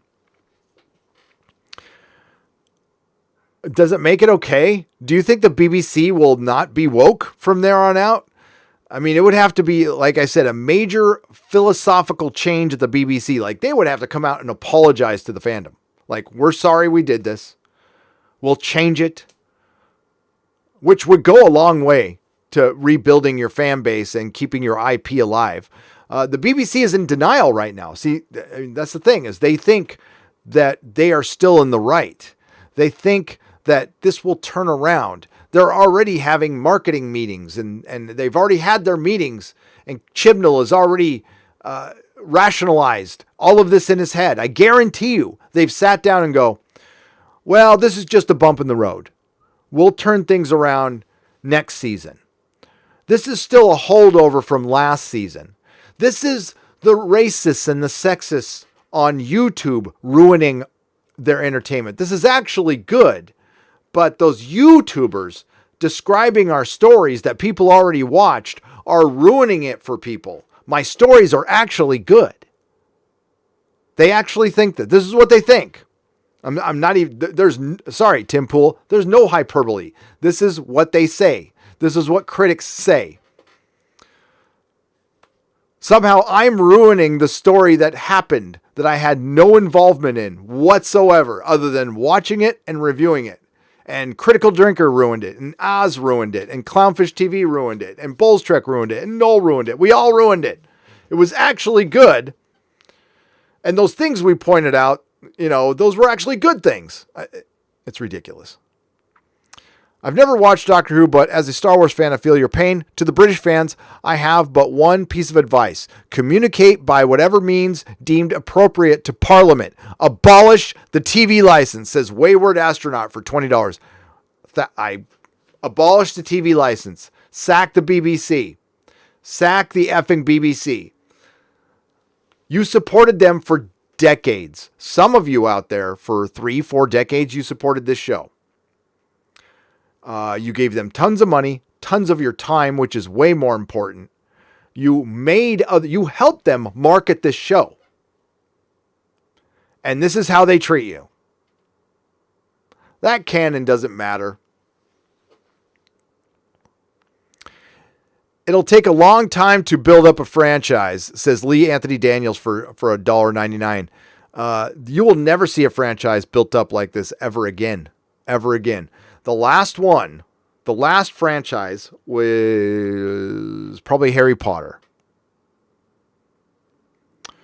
Look what happened to Game of Thrones. It buckled under its own weight.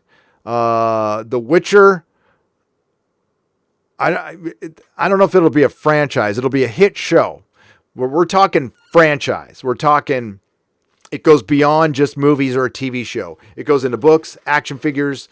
Harry Potter is a franchise, and it's a major franchise that, despite crazy J.K. Rowling's revisionism, has survived. But you'll never see a Doctor Who, a Star Wars, or a Star Trek ever again. Entertainment isn't built for that anymore. It doesn't allow that much creativity anymore. If a franchise does start, it'll have to be like an independent movement, which that could happen. And it stays independent. Like you have some crazy creator who doesn't want to sell his stuff for billions of dollars and just stays in charge of it. And that could happen. I guess it could, but that's the only way. Elizabeth Atkin for $1.99. I created a channel to vent. It helped a bit. Oh, Elizabeth, I'll check it out. Yes. I mean, like vent. Vent. Come here and vent. Go vent on your own channel. It feels better. It does.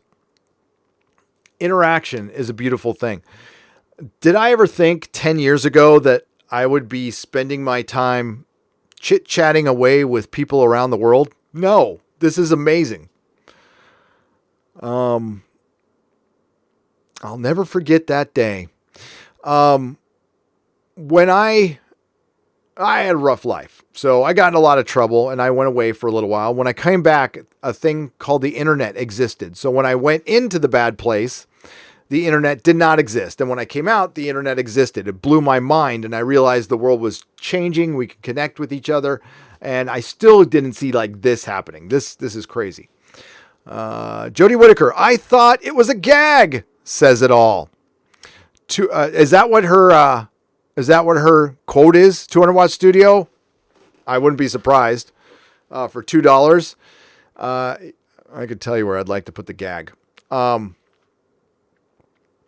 Extra Spice Mikey for Extra Spice Mikey. I like that. Have a beer on me. If you're not a drinker, carrot juice. R.I.P. Doctor Who, says Extra Spicy Mikey for £5. I will purchase a coffee. My drinking days are long behind me, Extra Spice Mikey. The last beer I had was on October 24th, 1991. And some of you might not even be that old. And it was a Foster's Golden Lager. I'm very sorry to say. Inside of a church that I broke into. At least Eccleston is having the last laugh. He knows firsthand how evil the BBC is, says Jim Slows for $4.99. He does. He does, and so does Russell T. Davies. He still works with them. I don't know why. Modalicious for $2. For kids started woke editing anime in the early 2000s. Oh, 4Kids, they're the company. They started woke editing anime in the early 2000s. Yeah, the wokeness and the SJW Marvel stuff started 2003, 2004, right when I took over the comic shop. I started noticing it then, and it slowly creeped up. A lot of the Comics Gate, I'm talking early Comics Gate, like Doug Ernst and Cummings and all those guys. They were relatively new to comics. Even your boy Zach, they had this big blind spot, and you could see your boy Zach going back and rereading these books. But in the mid-aughts, so 2003 to 2000, I'd say 12, comics were brilliant. They were great. Some of the best crap, that's not even crap, best stuff ever written. I think it was a golden age of writing for comics. The art was good. There was still money in it. And it was getting a little woke, but it wasn't bad. Not nearly as bad. And they weren't like subverting stuff. There were still heroes and there was great stories being told. And oh my God, Jeff Johns' Teen Titans run was fucking awesome. Paul Dini's Zatanna was awesome. There was so many good books coming out. And then, yeah, the wokeness happened right when I sold my shop. Coincidence? I think not. No, it's actually a coincidence. But there's a bunch of great comics out there, but it started creeping in early, Modalicious, and you know that. Wolverine, one of the, I'm blanking on his name now. He co-wrote Wolverine with Derek. Greg Rucka was one of the early pioneers. He and Gail Simone were the early pioneers of SJWism in comic books. And it's the same thing that happened to Doctor Who. So what Marvel, if you're a Doctor Who fan, you're not a comic book fan, what Doctor Who is going through right now, Marvel Comics went through. They made Captain America a Nazi. They made Captain America an effing Nazi. Now they undid it because people were pissed. And the same thing might happen to Doctor Who, but they didn't completely undo it. And they doubled, and they're still doubling down and tripling down. And things got better for a little while, but now things are going back to what they were. As a matter of fact, you're seeing a new rise of SJW Marvel returning. Just when everybody's all, it's over with, it's kind of coming back now. Dan Slott. I haven't heard from Dan Slott in a long time. Dan Slott comes out and insults a bunch of the audience. Good old Dan Slott. I'm blocked by Dan Slott. I've been blocked by him for a long, long time because I used to chirp at him about how much his Spider-Man sucked. It wasn't very respectful of me. And yeah, so I'm blocked by Dan Slott. But apparently he is back to his old ways. And I will just say that Dan Slott has impulse issues. For somebody of his age should seek help for these kind of impulse issues, to where you come out and you blast a bunch of your customers like you're a 20-year-old. Like, I expect that from a 20-year-old. I don't expect it from a 50-plus-year-old guy, permanent bachelor, who's just done nothing but write comics. Nobody cares what you think about the world. And again, it goes back to what we were talking about in the last Inquisition. Writers lack experience these days. That's part of the problem. Wolverine and Cyclops share a hammock in the back of the X-Mansion. Storm leads new missions. Now Scott has time to caress hair and his bub Wolvie's chest. Grr. TC the Mandalorian for £5. And yes, what did I just say? The rise of SJW Marvel. It is coming back like a phoenix from the flames. The thing is, comic sales are crap. So, I mean, who cares? I mean, they're just going to kill it. And at this point, I think the way they're writing the X-Men right now is a sure sign that things are about to end. Because they don't give a shit anymore. And they're about to roll out X-Men movies. Travels in Time, Australian $10. Colloidal silver? Colloidal silver. Ask the question, Travels in Times. Colloidal silver. Hang on.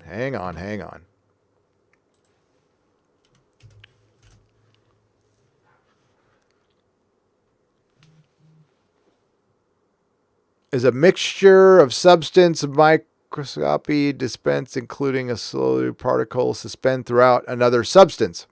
Yeah, dude.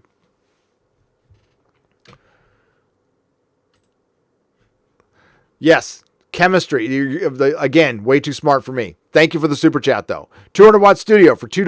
Rewatched Evil of the Daleks. Shows how good it was. 200 Watt Studio, we need to...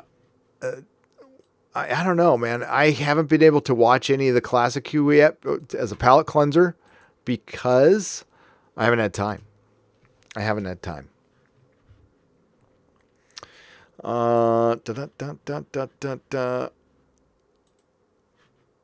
I should watch that one.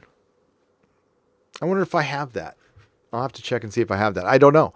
Props to you, man. Hardcore, says Marius Riley. For $1.99. Hardcore to you, man. And that's probably for what? Drinking bleach? Yeah, no, it was stupid. It was stupid. But that's okay. That's all right. I lived. Alien Matters for $5 says, keep it up. I will do my very best to keep it up. 200 Watt Studio. You know what? If I have it, I got to check my closet. If I have it, I'm going to watch that. Colloidal silver. I was still trying to figure out what that is. It's a chemical of some kind. Let me know in the chat what you were referring to. You don't have to give another super chat. Travels in Time. And thank you for the Australian $10. I just feel bad that I have no idea what that is, but maybe I'm misreading it. And it just jumped on me. Hang on just a second. Boop, boop, boop. There we go.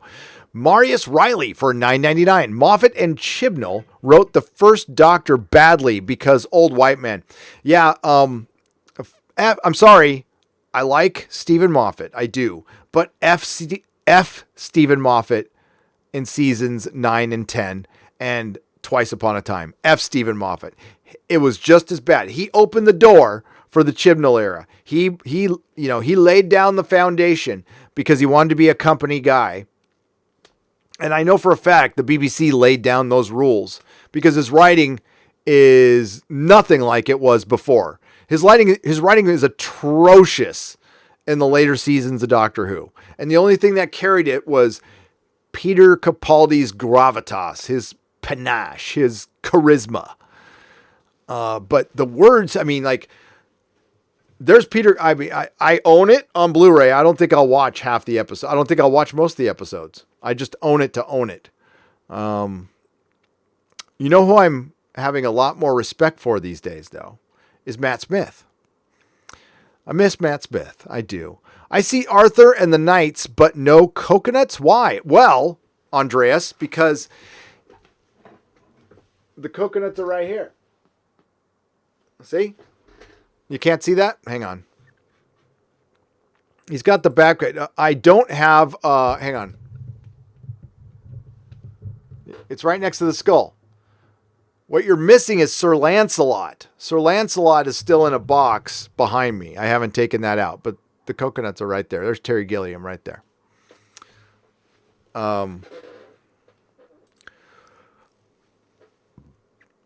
Vince Hickey For Australian $7.99, I have always wondered why Doctor Who was canceled after Sylvester McCoy. Can you explain? Yes, the ratings were down. The BBC wanted to kill the show, and I believe it was Jonathan Nathan Turner was the producer. They had plans, but the ratings went down so much that they just axed the show. There is more drama behind it that you could see. There's tons of videos about it on YouTube. There's tons. But the BBC just thought it was time to axe the show. And it's run its course, and the ratings were down significantly from even a few years before that, when it was getting 7, 6, 8 million viewers. And and I can't explain why they decided to kill Sylvester McCoy off, because I guess a lot of people don't like Ace, a precursor to PC Doctor Who. I like Ace. I think Ace is cool. Some people didn't like her beating the Dalek with the bat. I liked it, but that's me. I thought Sylvester McCoy was a great Doctor. Great Doctor. I don't hate any of the previous Doctors at all. Especially now. Oh my God, do I love them. Jedediah Kerbal, but I mean, like, somebody from the UK can explain, who was actually there at the time and alive. Like, what was the feeling? Had Doctor Who just gotten old? And tell me, well, here's Az. Az is in here right now. Like, when you were a youngster and you said you were a Doctor Who fan, did people give you shit? Or was it okay? Because, like, here in America, when we were young, if we said we were in the Star Trek, and this is prior to the 90s, nerddom started getting cool here in the 90s. It became acceptable to like comics and stuff like that. But in the early 80s, it was not acceptable. It was not cool.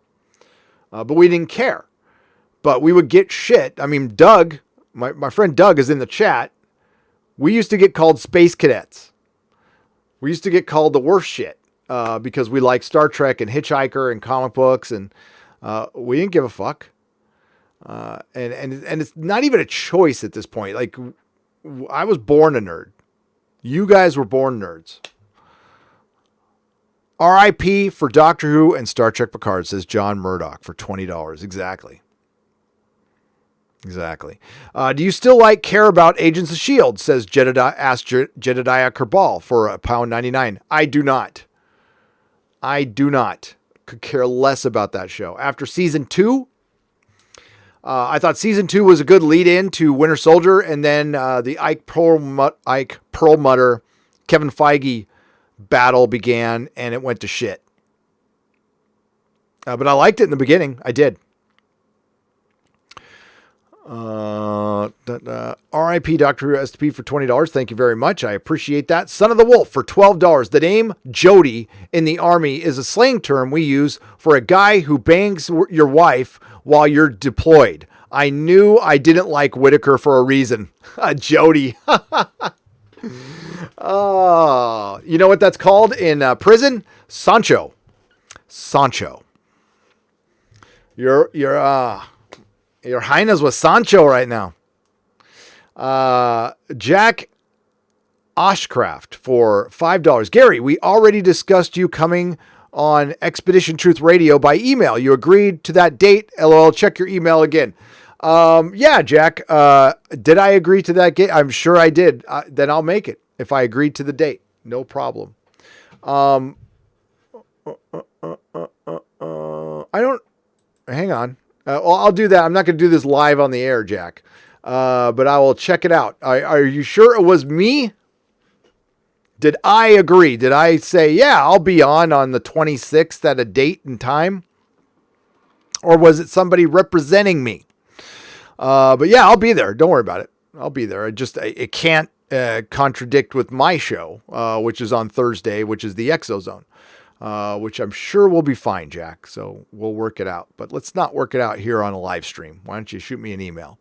Warrior64I for 20 Czechoslovakian dollars. What happened to your hair? I got a haircut. I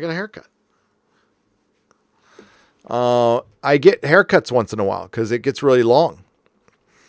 JC, and I like going, I actually like wearing my hair extremely short because my wife is a hairdresser. So I am the last person who gets in at the hair salon. So I usually have to go a couple months. That's why I have to start wearing hats because my hair gets too long. Doctor Who Xmas special for 2020 rumored in BBC. JC, it's a fact. There's going to be a Christmas special in 2020. They've already shot it. They shot it last season to save money, and I think it's to prepare for the final season and a new Doctor, because there's going to be a new Doctor after 13, unless the ratings keep following. Then there might not be shit, and that would be a good thing. I think you need to actively do it. Our good friend Az says in there, fuck your license, get rid of it, fuck the BBC, sack the BBC. They just pissed all over something you loved for years, supporting them, making them a lot of money, and then they decided they don't like it anymore. So you shouldn't either. So if you don't change, then fuck you anyway, and so fuck them.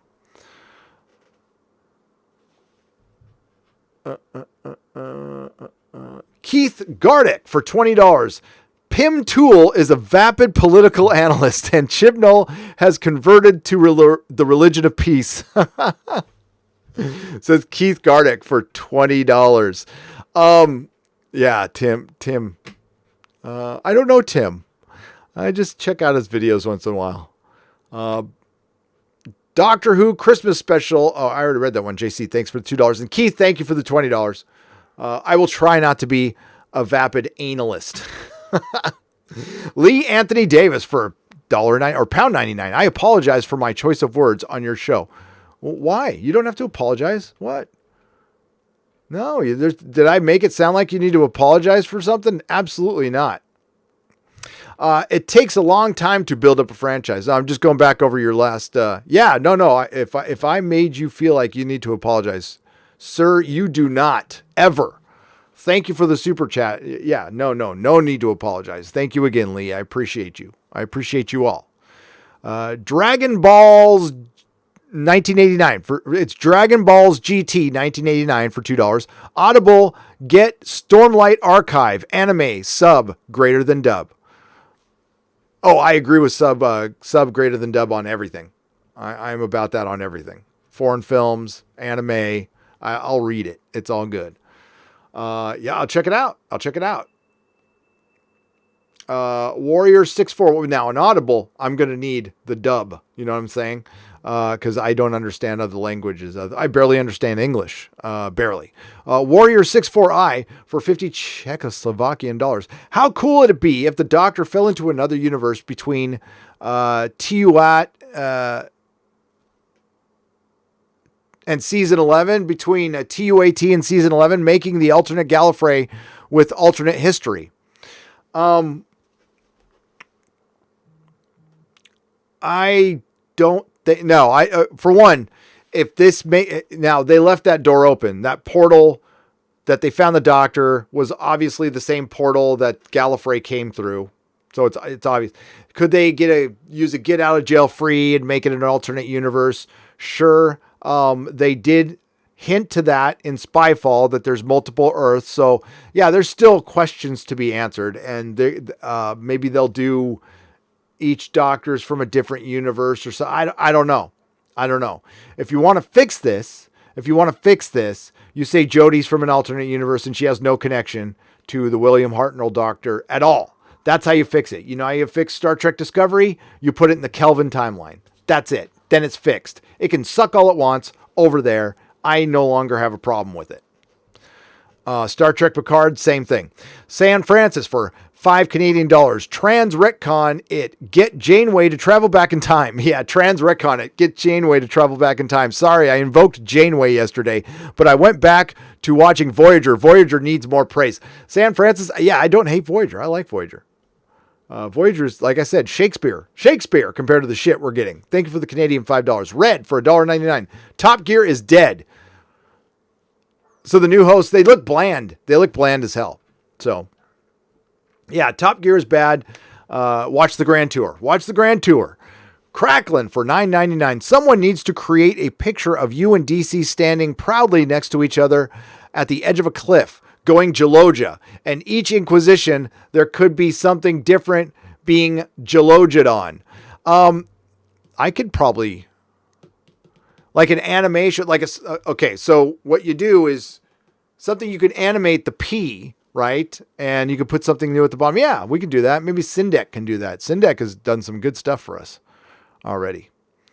Redemption, like Jamie Lennon. Never mind, says Creighton C for $1.99. Thank you, Cracklin.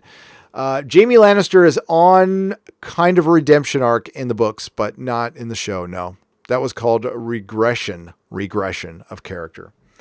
Grimy for Australian $5. I am rewatching Star Trek, the original series. No identity politics, only great stories and engaging characters. Yeah, and guess what, Grimy? Shit was really going down back then. There were riots. Black people were not allowed to interact with white people in parts of the country. It was fucking hell for those people. That's when shit was going down. And listen, shit will always be going down. There'll always be injustice. But we are light years away from where we were and this was right around when I was born. You know, Star Trek left the air a little before I was born, about a year before I was born. So, the people who experienced that shit back then, those were the heroes. Those were the actual, people going through it. They were in it. Putting a flag on your avatar or hashtagging something doesn't make you a hero. It doesn't make you anything. MT Harrison for $2. RLM, Red Letter Media, started the Fandom Menace with Mr. Pinkett.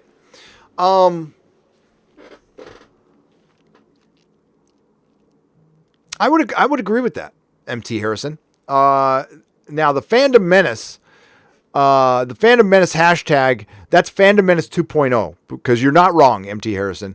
I've heard the term Fandom Menace prior to the Fandom Menace adopting it. It is Fandom Menace 2.0, and that's what I'm talking about, but you're not wrong. And it was before Red Letter Media. MT Harrison, it was before Red Letter Media. Long before. It was in forums. I heard it. I know I heard it. And I heard it before YouTube was invented. So YouTube was invented in 2005. And I heard the Fandom Menace uttered for the first time, in 2003. I think it was the first year of my comic shop. Yeah. So people were using it. I mean, it's a pretty on-the-nose term. Okay, Phantom Menace. But, I mean, what it's known for now. But I will not argue with you that Red Letter Media are the godfathers of the critical movement on, with what we're in today on YouTube. Absolutely. I doubt they want to be a part of it. I doubt they want to be associated with it. They seem to really like to stay at multiple arm's length away from dregs like yours truly, which is fine. I don't care. I don't need to be buddies with them. I like them. I think they're good. I don't agree with them all the time, but I don't have to. I think they're, I watch when they put something out, I watch it. It's like Critical Drinker, Mahler, Red Letter Media. There's certain YouTubers you just don't miss any of their stuff, and they don't put out too much stuff.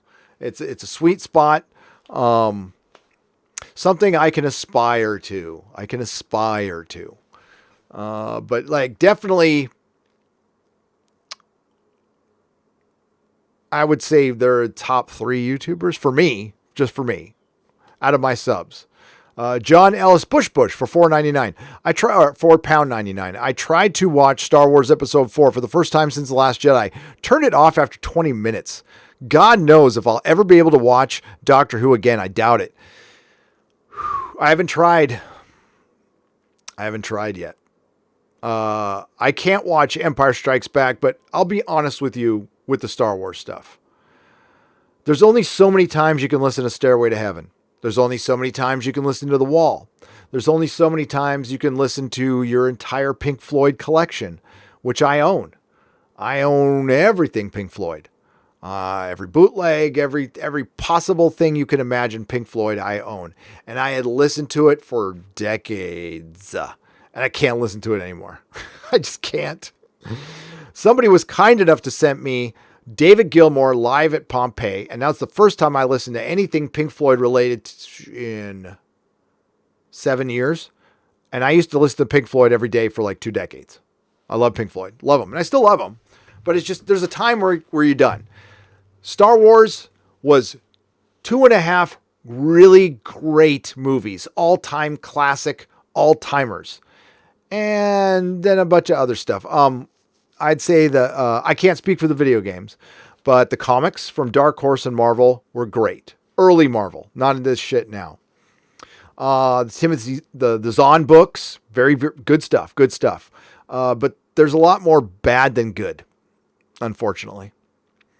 With Doctor Who, I mean, there's bad, but to me, the vast majority of Doctor Who is good. Like a much higher percentage than Star Trek and Star Wars. Correct me if I'm wrong, but that's the way I see it. I'm 46 and I need my eyes checked. Watching the stream on my phone, the blurry pic of Jodie, Picard's head, and the chair behind them looks like she's holding a giant.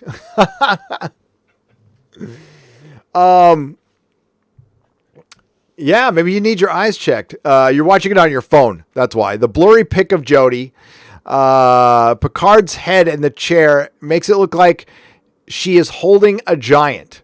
Let me see if I can get that. I'm not watching it on my phone. Now, he's in the background. It's probably because you're watching it on your phone. And that's as clear as that picture will get of Jodie. I like that expression on her face, but the thing is, Mark, because I know you're a stickler for things, Mark, they only broadcast Doctor Who in 1080p. And I grabbed that clip off of a 1080p broadcast, and she's out of focus, but I liked the expression on her face. So I would just think, you know what? A little out of focus ain't so bad. You can imagine it like a rack focus, Mark C. Because again, I know you're very particular. Imagine it like a rack focus, and we're focusing on Picard. Now, Picard is behind the Nerdrotic right there. So. Nettled Nerds for $2. Now when I hear exterminate, I now hear emasculate. Same thing.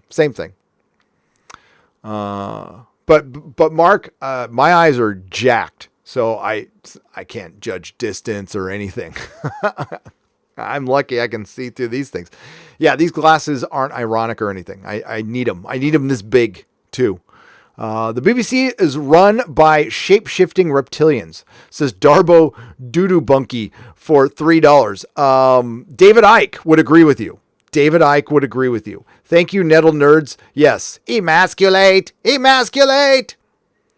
Flavius Alicanther for £5. Hail, Gary. It's a member of Parliament. The Work For You website to contact... Okay, so your representative is a member of Parliament. They Work For You website to contact your MP. I'm hoping license fee death. Selling the IP to someone who gives a fuck. Yes, Flavius. Absolutely. Gunnar Renee Oi for 100 Norwegian krona. Brits can opt out of the BBC license if they don't have a TV Plus. Do not watch TV online, but the BBC gets money for their international stuff from bundled cable monopolies, and non-Brits can't opt out. Yes, so they're getting money from me. Yeah, they are getting money from me because I get Sling and YouTube TV. Both carry BBC America, which means they're getting money from me. So I do my part and I tell the truth. I go out and I review their show. If they produce a good show that's made for everyone, I'll tell you. If they produce tripe, vapid, contrived shit that is meant to teach us lessons, we're supposed to learn things, because Doctor Who has always been about the environment. It has. And telling good sci-fi stories while sending a political message that just so happens to be partisan, but the partisans don't realize that because they think they're in the middle, or worse yet, they just think they're right. They think they're superheroes. They're running around with capes on, saving all the poor marginalized brown people. Like I said in my review for Orphan 55, there is a scene where a person of a black girl is sitting down next to Tosin Cole's character Ryan, and they're both sucking their thumbs. That picture represents how the BBC sees you. Kudos to you, Gary. Having Clownfish TV on Friday Night Tights gave them a little bump and they reached 100,000 subs. You're a good guy. Well, I thank you, Bioman. I freaking love those. Geeky Sparkles and Neon are good people. As a matter of fact, I'm sorry I'm going a little long. I'm stepping on the high council. We'll wrap things up in a little bit. Show you can survive this woke era just like it survived the Sixth Doctor, but it can't survive the Timeless Child retcon. Warrior 641, $50.69 Czechoslovakia, and you're right. You're absolutely right. I don't think it can survive. Unless they come back next season and went, just kidding. It was all a bloody joke. Here's David Tennant to make it okay. If they just, you know what? They don't need to do a season 13. Just do an episode of Chris Chibnall apologizing, Jodie Whittaker regenerating into, pick a doctor, Sasha Dewan. And the master was the doctor, and just end the series and say you're sorry and walk away. I'll still be pissed, though. There's nothing they can do. Watch sci-fi with my family. Farscape Monday. Farscape's good. Buffy Tuesday. Futurama Wednesday. DS9 Thursday. SG1 Friday. Smallville Sunday. That's a good week. Deft Squirrel for £5. I hate the ending of Smallville. Fuck the ending of Smallville. Fuck the ending of Smallville. But I liked everything before that. I did. I used to like Smallville. Smallville, unfortunately, brought us CW. But Smallville was good. I liked it. Never thought it would work. I remember when it premiered. I was at the comic shop. I'm all, this is a dumb idea. It'll suck. And it was great. I liked it. Me and Mrs. Nerdrotic watched it all the time. Farscape is fucking great. It is a great show. Great Loner for $5. Gary, it'll be a real shame if someone stole your classic Doctor Who episodes and uploaded it to a High Seas site. Wouldn't it though? Great Loner. If I accidentally let my classic Doctor Who episodes that are very accessible and compressed perfectly, it'd be terrible. It'd be awful. By the way, my email is gary@nerdrotic.com. Sci-Fi George for $5. What's up, Sci-Fi George? Thanks to Chibnall, we now know the Doctor's real name, the Cowardly Mary Sue. Exactly. For $5. Absolutely.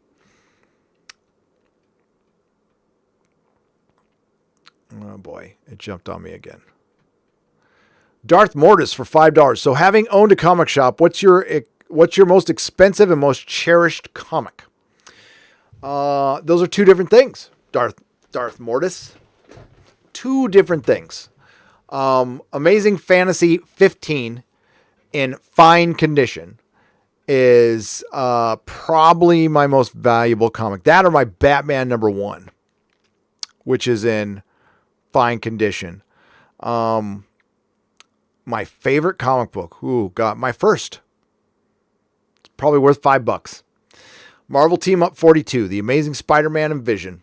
25 cents, bought it off the rack in San Marcos, California in 1974. For 25 cents. You never forget your first. I have a lot of other favorite, books. You got to ask me, it changes from time to time, but my all-time favorite run is Frank Miller's Daredevil. Is my all-time favorite run. Followed closely by, it's not a run, but it's an era. Spectacular Spider-Man and Amazing Spider-Man in the early 80s. With Black Cat and John Romita Jr. was working with Bob Layton. It was just good shit. Yeah. People are tired of paying for media that hates them. It adds insult to injury, says Suburban Hermit 1 for $9.99. Absolutely. And we need to stop. The thing is, we've been enabling this shit, and we need to stop. We really do. Kills pathogens, says travels in time for Australian $10. Well, thank you. So that the Collade or whatever it was kills pathogens. Organic and you drink it in mineral water kills most pathogens. Organic and you drink it in mineral water kills most pathogens. Travels in time for Australian $10. Thank you. People are gotcha.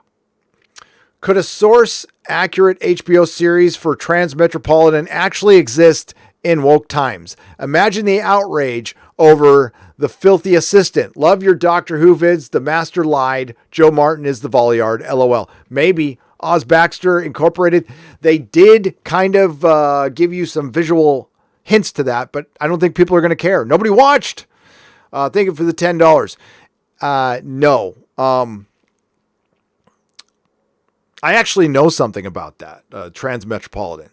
No, you could. Transmetropolitan would get the boys treatment, but it would be worse because if you mess, the filthy assistant, you can't mess with Transmetropolitan. It can exist in a time like this. What's funny is the people who say they like it will be the first ones to come out against it.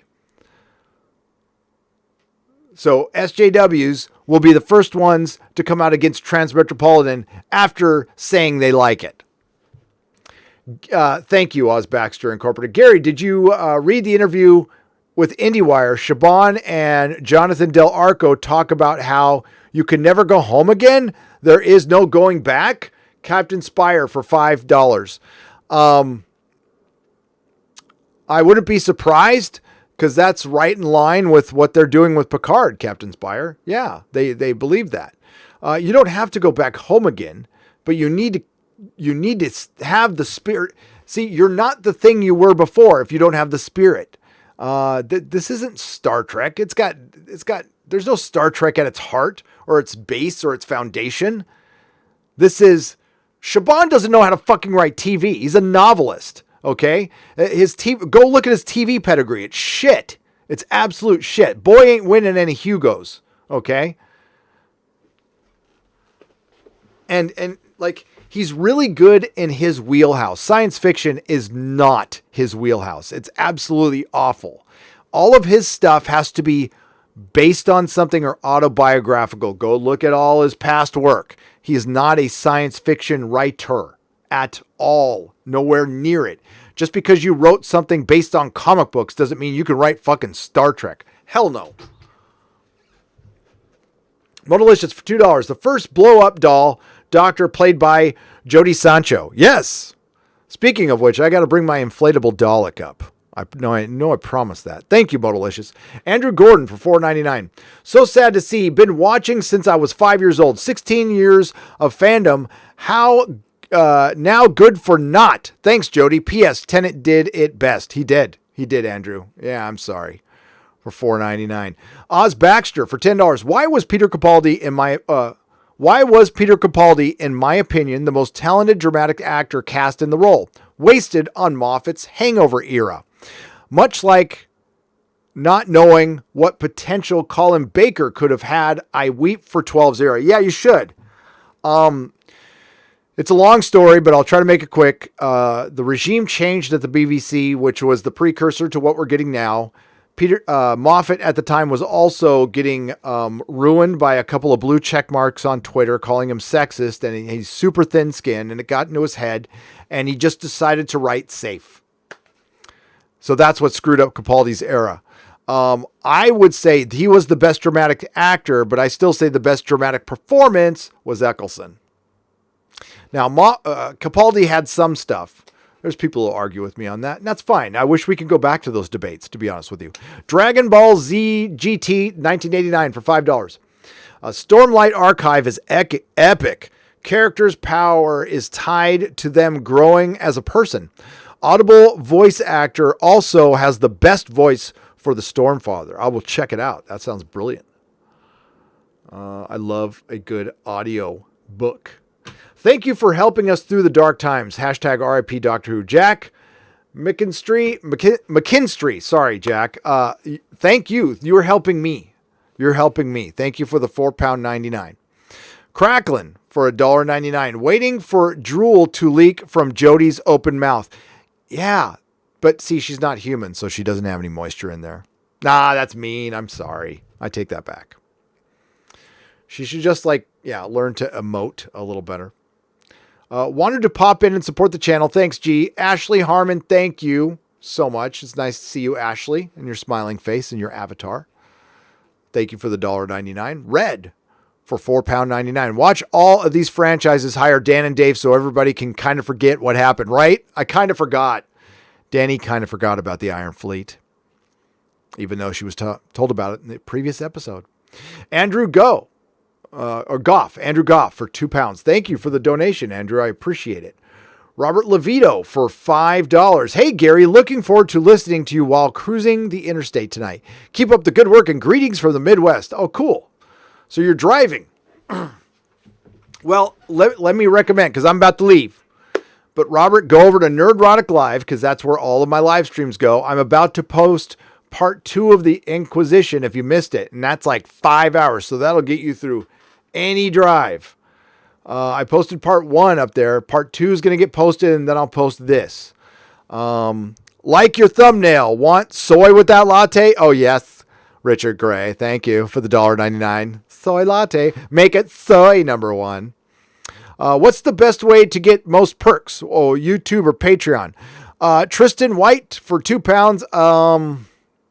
Patreon, I do live streams. I'm not doing enough. I've been really just completely overwhelmed with stuff going on right now, but that's done. But Patreon's the best. I haven't even gotten the badges ready. I've been so fucking behind on everything, but Patreon's the best. I'm probably going to redo the perks on the membership, just because I'm going to make it probably cheaper for everybody. But the best are on Patreon because I do little reviews, and I also post, my audio theater. So I share a lot of my audiobooks. I don't know if I'm allowed to do that, but I do it. I do it. So you have access to Song of Ice and Fire, Lord of the Rings, stuff like that. And then I review it. I will be reviewing Shadows of the Past within the next 48 hours, which is from the BBC radio series. I am a huge, huge fan of the BBC Lord of the Rings radio series done by Ian Holm. It's one of my favorite things in the world. I love it.